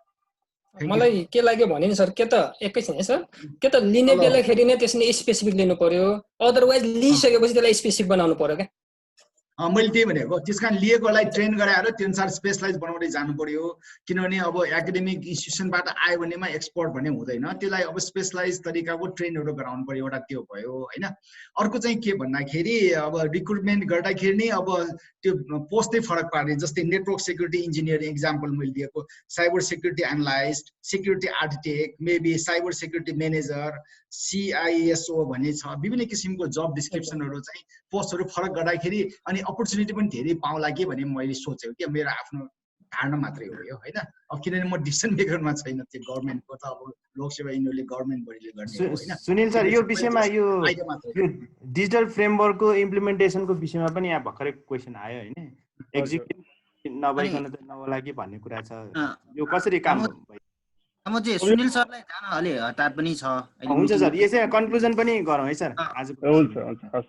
अब यो प्रश्नको चाहिँ जो डिजिटल नेपाल फ्रेमवर्कको जुन कुरा एकदम समसामयिक आएको छ, त्यसमा चाहिँ निर्देशक समिति छ, सम्माननीय प्रधानमन्त्रीज्यूको अध्यक्षतामा, त्यसमा मुख्य सचिवज्यूको अध्यक्षतामा अर्को कमिटी छ। यसपछि जुन यो होल विभिन्न सेक्टरहरूले हेर्ने कुराहरूलाई इन्टिग्रेटेड रूपमा चाहिँ एक्जिक्युसनमा सपोर्ट गर्न अथवा एक्जिक्युसनै गर्नको लागि कुन लेभलको बढी हुनुपर्छ भन्ने कुरा चाहिँ सञ्चार सूचना प्रविधि मन्त्रालयमा त्यसको लागि होमवर्क भइराखेको छ। यो केही महिनाभित्र नै त्यो एउटा कुन बढी बन्ने भन्ने कुरा आएर उसले चाहिँ काम सुरु गर्ने कुरा चाहिँ रहेको कुरा म निवेदन गर्न चाहन्छु। यो चाहिँ डिजिटल नेपालमा तपाईँले यहाँबाट प्रश्न उठाउनु भएको जस्तै एउटा एक्जिक्युसनमा चाहिँ बढी चाहिन्छ भन्ने कुरा चाहिँ महसुस भएको छ। र त्यसको साथसाथै अलिकति मलाई अलि अर्को मिटिङ जानु परेको, आज कार्यालयमै छु म, हजुर मिटिङमा जानुपर्ने भएको हुनाले चाहिँ अलिकति म ऱ्यापअप गरेर चाहिँ यहाँ छुट्टिन अनुमति चाहन्छु। र हुन्छ नि अहमदजी? म अलिकति मेरो ऱ्यापअप गर्छु नि, म त्यसपछि जान्छु होला है। म अलिकति ऱ्यापअप वा कन्क्लुड गर्नु पर्दा जुन आज जुन हाम्रो सधैँ प्यानलिस्टहरूबाट भोइस आयो, जस्तै हामी अलिकति इनपुट आयो जुन सरकारले गर्नुपर्ने कुराहरूमा र यस्तो भइदियो हुन्थ्यो भन्ने कुरामा, र हामीले गर्नुपर्ने हाम्रो कुनै लिमिटेसन छ भने त्यसलाई अनलाइन दिनुभएकोमा धन्यवाद ज्ञापन गर्न चाहन्छु। र यो सेक्युरिटी भनेको हामी सबैको रेस्पोन्सिबिलिटी पनि हो, र यो यसले इम्प्याक्ट हामी सबैलाई पनि गर्न सक्छ। त्यही भएर अलिकति सेक्युरिटी हुनलाई चाहिँ हामीले मोर चाहिँ फोकस गर्नुपर्छ भन्ने कुरामा हामी दत्तचित्त छौँ। र यसमा चाहिँ हामी आगामी दिनमा पनि सरकार, प्राइभेट सेक्टर, एकाडेमिक सेक्टर सबैसँग मिलेर चाहिँ अलिकति यसलाई चाहिँ मोर नेपाल सरकारको नभए समग्रमा साइबर सेक्युरिटीको इकोसिस्टमलाई र यसको प्याराडाइमलाई चाहिँ मोर सुरक्षित पार्नको लागि हामी प्रयत्नशील रहन्छौँ भन्ने कुरा राख्दै म बिदा हुन चाहन्छु। धन्यवाद। धन्यवाद सुनिल सर। अन्तमा कुमार सर, यो विषयमा सरले केही कन्क्लुजन रिमार्क्सहरू यो सेक्युरिटीमा अब कसरी हामी अगाडि बढ्न सक्छौँ होइन? बेसिकली हाम्रो सुनिल सरले पनि भन्नुभयो, साइबर सेक्युरिटी इकोसिस्टम, साइबर सेक्युरिटीलाई इकोसिस्टमको रूपबाट हेर्नु पर्यो। यसलाई मल्टी स्टेक होल्डर मोडमा लानु पर्यो। मल्टी स्टेक होल्डर मोडमा लाँदाखेरि सबै मल्टी स्टेक होल्डरलाई इन्भल्भ गराएर, पार्टिसिपेटरी गराएर लग्यो भने मात्र सक्सेसफुल हुन सकिन्छ। किनभने security is everyone's responsibility. Security सबैको रेस्पोन्सिबिलिटी हो। यो सेक्युरिटी उसको, मेरो, तेरो भन्ने कुरा होइन। सेक्युरिटी भनेर चाहिँ टेक्निकल मान्छेको मात्र होइन, सबैजनाको रेस्पोन्सिबिलिटी हो। त्यसरी सोचौँ। यदि चाहिँ नि हामीले सेक्युरिटीलाई चाहिँ गभर्नेन्स र म्यानेजमेन्ट फ्रेमवर्कको हिसाबले हेर्ने हो भनेदेखि चाहिँ प्रोसेस, प्र्याक्टिसेस र एक्टिभिटिज रिक्वायर्ड हुन्छ। अर्गनाइजेसन स्ट्रक्चर्सको कुरा आउँछ। पिपुल स्किल्स र कम्पिटेन्सको कुराहरू आयो। किनभने अघि नै हामीले पिपुल स्किल्स र कम्पिटेन्सको कुरा पनि गऱ्यौँ। किनभने मान्छे लिँदा कम्प्युटर इन्जिनियर लियो, युनिभर्सिटीमा चाहिँ नि सबै कुरा नपढा, अब उसलाई चाहिँ त्यो लेभलको ट्रेनिङ दिएर स्किल्स र कम्पिटेन्सिज डेभलप गर्न पर्ने हुन्छ। पोलिसिज र फ्रेमवर्क इज मस्ट। किनभने स्ट्यान्डर्ड अपरेटिङ प्रोसिजरको कुरामा चाहिँ पोलिसिज र फ्रेमवर्क आवश्यकता पर्छ। सर्भिस इन्फ्रास्ट्रक्चर एप्लिकेसन्स, अघि नै हाम्रो सुनिल सरले कुरा गर्नुभयो। सर्भिस इन्फ्रास्ट्रक्चर एप्लिकेसन, हाम्रो प्रोफेसर डाक्टर सुवर्ण सरले पनि क्लाउड कम्प्युटिङको कुरा गर्नुभयो। क्लाउड कम्प्युटिङमा चाहिँ हामीले सेयर्ड सेक्युरिटी मोडलको कुराहरू गर्छौँ। सबै सेक्युरिटी भनेको आफ्नो मात्र हुँदैन, त्यहाँ क्लाउड सर्भिस कस्टमर र क्लाउड सर्भिस प्रोभाइडर भन्ने कुरा हुन्छ। अनि सर्भिस इन्फ्रास्ट्रक्चर एप्लिकेसन पछिबाट सबभन्दा ठुलो कुरा चाहिँ कल्चर, इथिक्स र बिहेभियर पनि हो। अहिले हामीले कल्चर, इथिक्स र बिहेभियरलाई छुटायौँ भने ठुलो मिस हुन्छ जस्तो लाग्छ। अनि इन्फर्मेसन भनेपछि यो 7वटा कम्पोनेन्ट अथवा 7वटा इनेबलर्सको कुरा चाहिँ नि बेसिकली गभर्नेन्स र म्यानेजमेन्ट फ्रेमवर्कले गर्छ। त्यो सँगसँगै हामीले चाहिँ नि सेक्युरिटी भन्ने कुरा बुझाउन चाहिँ नि बोर्डलाई टप लेभललाई पनि बुझाउनु पर्छ। हाम्रो अघि नै चाहिँ नि हाम्रो डाक्टर राजीव सुब्बाले भन्नुभयो यसलाई चाहिँ पोलिसाइज गर्नु अलिकति डिप्लोमेटिक लेभलमा लानुपर्छ अथवा यो साइबर सेक्युरिटी भनेको चाहिँ एउटा नेसनल एजेन्डा हो, यो ग्लोबलाइजेसन नेसनल एजेन्डा हो। यसलाई चाहिँ नि हामीले अलिकति गभर्नेन्स र म्यानेजमेन्ट फ्रेमवर्कको हिसाबले लानुपर्छ, किनभने त्यो गभर्नेन्स र म्यानेजमेन्टको हिसाबले लगिसकेपछि मात्र गभर्नेन्सले पनि बुझ्नुपर्छ सेक्युरिटी भन्ने कुरा, जहाँ हामीले इभ्यालुएट, डाइरेक्ट र मोनिटर भनेर भन्छौँ। भनेपछि म्यानेजमेन्टको पार्टबाट हामीले plan, build, run and act अथवा प्लान, बिल्ड, रन एन्ड मोनिटरको कुरा गर्छौँ। हुन त अब फ्रेमवर्कको कुरा पनि हामीले धेरै गऱ्यौँ। फ्रेमवर्कको कुरामा चाहिँ एकदम सिम्पल कुरा छ, सेक्युरिटी भनेको चाहिँ कहिले पनि सेक्योर हुँदैन, सेक्युरिटी इज अलवेज इनसेक्युरिटी। त्यो भएको कारणले गर्दा त्यो समय चक्र 24/7 365 नै चल्नुपर्छ। मेरो सिस्टम कहिले पनि सेक्योर छ भनेर बस्नु हुँदैन। हामी जति समय सेक्योर छ भन्छौँ त्यति नै समय मेरो सिस्टम इनसेक्योर हुनसक्छ भन्ने कुरा पनि बुझ्नु पर्यो। र त्यो हुँदाहुँदै अब हामीले चाहिँ कुनै पनि एन्टरप्राइजलाई इभ्यालुएट गर्दाखेरि, म ब्याङ्किङ र फिनान्सियल सेक्टरसँग एसोसिएटेड भएर र एनपी सरको पर्सपेक्टिभबाट भन्नु पर्दाखेरि चाहिँ कसैलाई इभ्यालुएट गर्दाखेरि हामीले उसको टेक्नोलोजी मात्र नहेरौँ, हेर्नुपर्ने 5वटा कुरा के हो त भनेदेखि प्रोसेस र टेक्नोलोजिज एउटा कुरा, अर्को कुरा क्यापेबिलिटिजलाई पनि हेर्नु पर्यो, उसको माइन्डसेट र बिहेभियरलाई पनि हेर्नुपर्छ, गभर्नेन्स र म्यानेजमेन्ट कस्तो छ त्यो पनि हेर्नुपर्छ, र साइबर रिस्क उसले कसरी म्यानेज गरेछ त्यो पनि हेर्नुपर्छ जस्तो लाग्छ।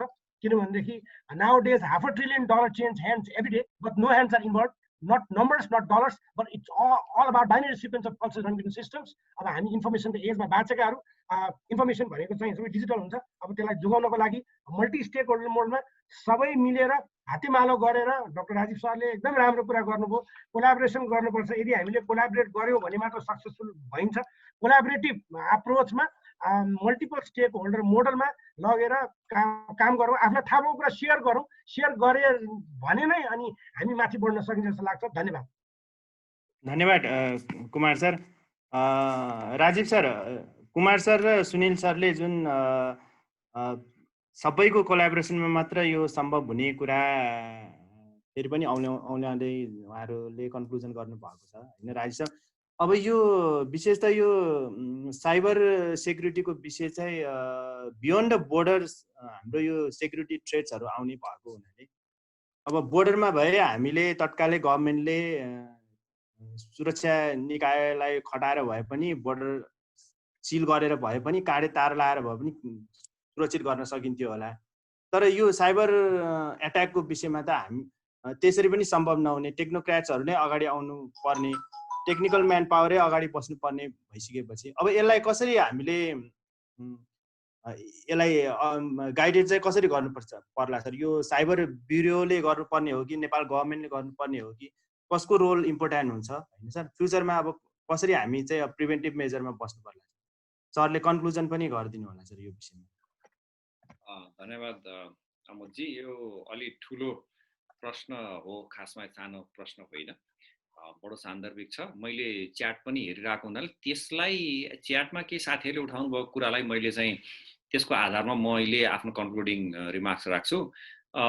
मलाई त के लाग्छ भने इलेक्ट्रोनिक्स इन्जिनियरिङ, कम्प्युटर इन्जिनियरिङका कोर्सेसहरू अब कतिपय साथीहरूलाई नमिठो पनि लाग्ला, समय सान्दर्भिक छ जस्तो मलाई चाहिँ लाग्दैन। मलाई लाग्छ हाम्रा युनिभर्सिटीहरूले 4 वर्षपछि विद्यार्थीहरू ग्रेजुएट भएपछि मार्केटमा कसरी जागिर पाउँछ भनेर सोच्ने होइन कि त्यो ऊ ग्रेजुएट हुनुभन्दा अगाडि नै उसले कुन स्किल लिन्छ र त्यो स्किल मार्केटमा आवश्यक पर्छ। किनभने हामीले के देखिरहेछौँ भने 5-6 वर्षमा मार्केटको डिमान्ड चेन्ज हुन्छ, तर हाम्रो सिलेबस 15 वर्षसम्म चेन्ज हुँदैन। भने मार्केटले एउटा डिमान्डको एक्सपर्टिज खोजिरहेको हुन्छ, हामीले खालि डिग्री होल्डर मात्रै उत्पादन गर्छौँ, स्किल होल्डर हामीसँग छैन। यसमा त अझ इलेक्ट्रोनिक्स इन्जिनियरहरूको सिचुएसन चाहिँ अझ एकदम दुःखद छ।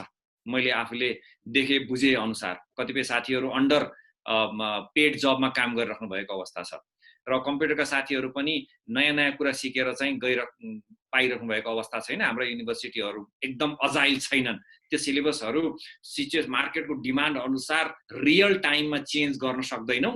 त्यस हुनाले हाम्रो के छ त त्यो अनुसारले एचआर पनि हामीसँग छैन र कम्पनीहरूले चाहिँ त्यसलाई किन खर्च गर्छ? उसले त काम लिने हो, उसलाई किन अपग्रेड गर्छ? त्यो मान्छे बस्दैन भन्छ अनि उसले गर्दैन, विद्यार्थीले आफूले खर्च गर्न सक्दैन। 4 वर्ष डिग्री गर्न पैसा हामीले लगानी गरिसक्यौँ, अनि फेरि बजारमा गएपछि फेरि मैले नयाँ चाहिँ अर्को 2 लाख रुपियाँ खर्च गरेर CISSP गर्नुपर्ने भन्ने प्रश्न गर्न थाल्छ। भनेपछि there is a mismatch between the market demand inclusive of cyber security and the training center, academic center where the people are being trained. हाम्रो त्यहाँ एउटा चाहिँ ग्याप देखिन्छ प्रष्टसँग। त्यहाँनिर पहिले लाग्छ हामीले सबभन्दा पहिला हिट गर्ने भनेको त्यो ठाउँमा हो। त्यसको अबको 5 वर्ष पछाडिको आवश्यकता होइन, भोलि पर्सिको आवश्यकता गर्नुपर्छ। त्यहाँबाट हामी सुरु गरेर मलाई पर्सनली अब चाहिँ फिल भएको, साथीहरूले पनि उठाउनु भयो, अब हामीलाई के चाहिन्छ भने एउटा cyber security command centre national लेभलमा चाहिन्छ, जसले यी डाटाहरूलाई मोनिटर गर्छ, व्यक्तिलाई होइन डाटालाई मोनिटर गर्छ। र होल जुन यो यत्रा चाहिँ कुराहरू भइरहेछ देखियो नि, एनपी सर्टदेखि लिएर चाहिँ नेसनल लेभलमा भएको, तर डिजिटल फ्रेमवर्कका पनि कुरा गर्यो। हुन त डिजिटल फ्रेमवर्कमा साइबर सेक्युरिटी पर्सपेक्टबाट चाहिँ चित्त बुझ्दो चाहिँ छैन है। त्यसमा चाहिँ मेरो विमति छ। साइबर सेक्युरिटीको डिजिटल फ्रेमवर्कमा खासै केही मेन्सन गरिएको छैन। त्यसलाई अपडेट गर्नुपर्छ साइबर सेक्युरिटीको डिफेन्स पर्सपेक्टबाट। र मलाई लाग्छ यो नेपालको कन्टेक्स्टमा अब साइबर स्पेसलाई नै कभर गर्ने गरेर हामीलाई एउटा केन्द्र चाहिन्छ, हाई लेभल केन्द्र चाहिन्छ, जसले यी कुराहरूलाई कोअर्डिनेट गर्छ, अडिट गर्छ, एसेस गर्छ र भन्छ, निर्देशन दिन्छ। नभए त सबैले आफ्नो साइलोजमा बसेर आफ्नो खोपीमा बसेर काम गर्छन्, अन्ततोगत भिक्टिम त हामी नै हुने हो। त्यसैले मलाई लाग्छ यसलाई इन्टिग्रेटेड रूपमा लानको लागि एउटा फोकल पोइन्ट विन्डो पोलिसीमा हामी जानुपर्छ अबको दिनहरुमा। धन्यवाद। धन्यवाद डाक्टर राज सर। म सुवर्ण सर, यो अन्तमा सुवर्ण सरकै फिल्डसँग सम्बन्धित भयो हैन। हाम्रो युनिभर्सिटीको करिकुलमहरुको विषयमा यहाँ कुराहरु उठ्यो। करिकुलम र पछि यो जबमा जाने बेलामा चाहिँ त्यो मिसम्याच भइराखेको छ भन्ने विषयमा कुरा भयो। यो के साँच्चै यो करिकुलमहरु अपडेट नभएर यस्तो भएको हो, हामीसँग म्यान पावर नभएको हो कि, अथवा करिकुलम भएर म्यान पावर भएर पनि हाम्रो यो प्रोसेस नमिलायो, अथवा पोलिटिकल लेभलमा डिसिजन लेभलमा यो कमी छ? यसलाई सरले कन्क्लुजन गर्नु। ए होइन, सिलेबसको केसमा त अब त्यो अपडेट त त्यति 15 वर्ष त भए छैन, 5-5 वर्ष अब अलि चाँडै नै सिलेबस त परिमार्जन भइरहेको छ। अब तपाईहरु पनि युनिभर्सिटीबाट आउनै भएको हो, सबैजना इन्जिनियरहरु छन्, कोही कम्प्युटर साइन्सका छन्, सबै विषयकाहरु छन्। त्यस्तो बिना त अब धेरै टाइम त लागेछ जस्तो लाग्दैन मलाई है। र परिमार्जन चाहिँ भइरहेको पनि छ। अब मेन कुरा के भन्दाखेरि अब त्यो जबमा जाँदाखेरि र पढ्दाखेरिको चाहिँ अलिकति फरक चाहिँ त्यहाँ चाहिँ ग्याप चाहिँ छ हैन। त्यसलाई चाहिँ हामी एकाडेमिक र इन्डस्ट्रीको कोलाबोरेसनमा अलिक ग्याप चाहिँ हामीले देखेका छौँ।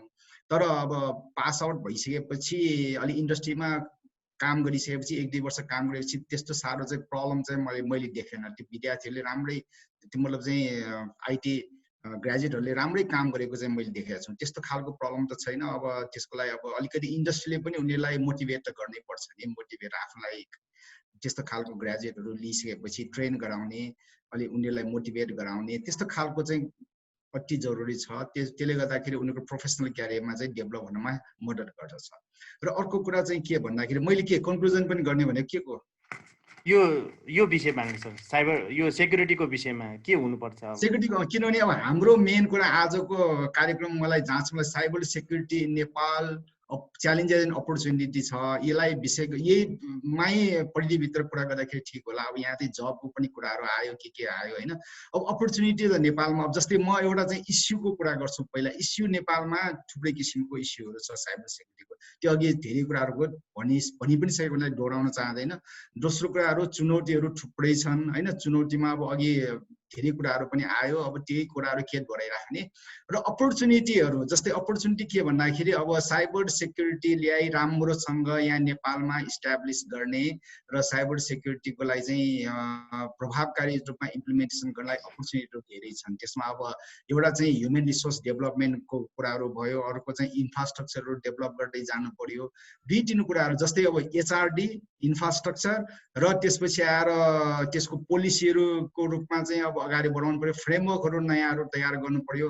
अघि हाम्रो राजीव सरले भने अनुसार के भन्दाखेरि अब यसको लागि एउटा चाहिँ साइबर सेक्युरिटीको काउन्सिल हुनु जरुरी छ, किनभने अब फ्युचर भनेको सबै अनलाइन हुने भएपछि त्यसलाई प्रभावकारी रूपमा चाहिँ इम्प्लिमेन्टेसन गर्नुको लागि, त्यसलाई मोनिटरिङ गर्नुको लागि सबै कुरा काउन्सिल एउटा चाहिँ हुनु जरुरी। त्यसपछि त्यो अन्तर्गत चाहिँ विभिन्न किसिमको केन्द्रहरू, त्यसपछि इम्प्लिमेन्टेसन, ह्युमन रिसोर्स डेभलपमेन्ट, सबै कुरा रिसर्चदेखि लिएर सबै कुराहरू चाहिँ आउनुपर्छ। र मेन उद्देश्य भनेको हाम्रो चाहिँ अब साइबर सेक्युरिटीको चाहिँ पोलिसीहरू चाहिँ चाँडै नै गभर्मेन्टले चाहिँ प्रभावकारी रूपमा चाहिँ त्यसलाई एक्सेप्ट गरेर त्यसलाई चाहिँ पास गर्नु पर्यो, किनभने अब धेरै पछाडि पर्यो भने हामी चाहिँ यो साइबर सेक्युरिटीमा अगाडि बढ्न सक्दैनौँ। यी प्रब्लमहरू आइरहेको छ र जहिले पनि हामीले नचाहिने कुराहरू मात्रै सुन्ने खालको चाहिँ वातावरणहरू बन्छ होइन।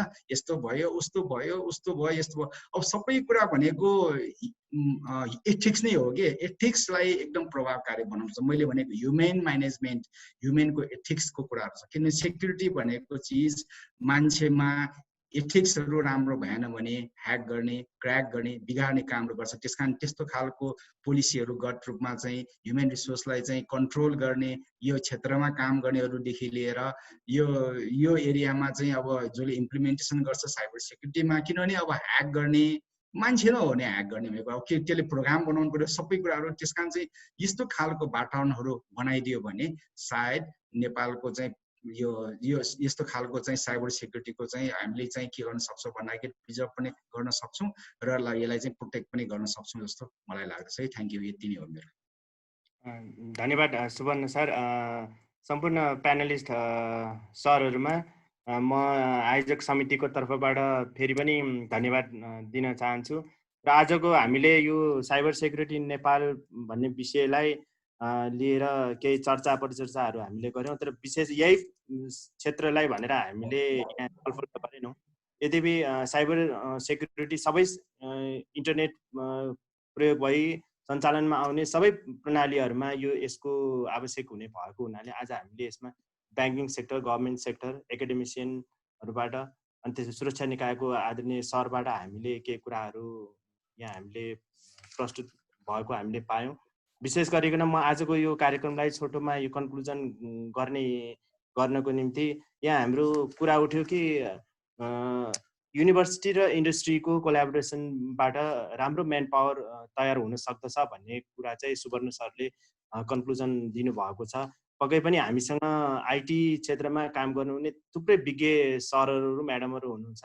त्यसको युटिलाइजेसन कसरी गर्ने भन्ने विषयमा गभर्मेन्टसँग एउटा प्रपर पोलिसी हुनुपर्छ भन्ने कुराहरू यहाँ उठेको छ। यसमा राजीव सरले पनि साइबर सेक्युरिटीकै विषयमा अब कमान्ड सेन्टरै स्थापना गरेर हामी अगाडि जान सकेनौँ भने हामी धेरै पछाडि पर्ने कुराहरू उहाँले यहाँलाई प्रस्तुत गर्नुभएको छ भने हाम्रो सुनिल सर र कुमार सरले पनि यो कोलाबोरेसनको कुराहरू र प्रोसेस पिपुलको विषयमा उहाँले धेरै कुरा यहाँ हामीसँग चाहिँ प्रस्तुत गर्नुभएको छ।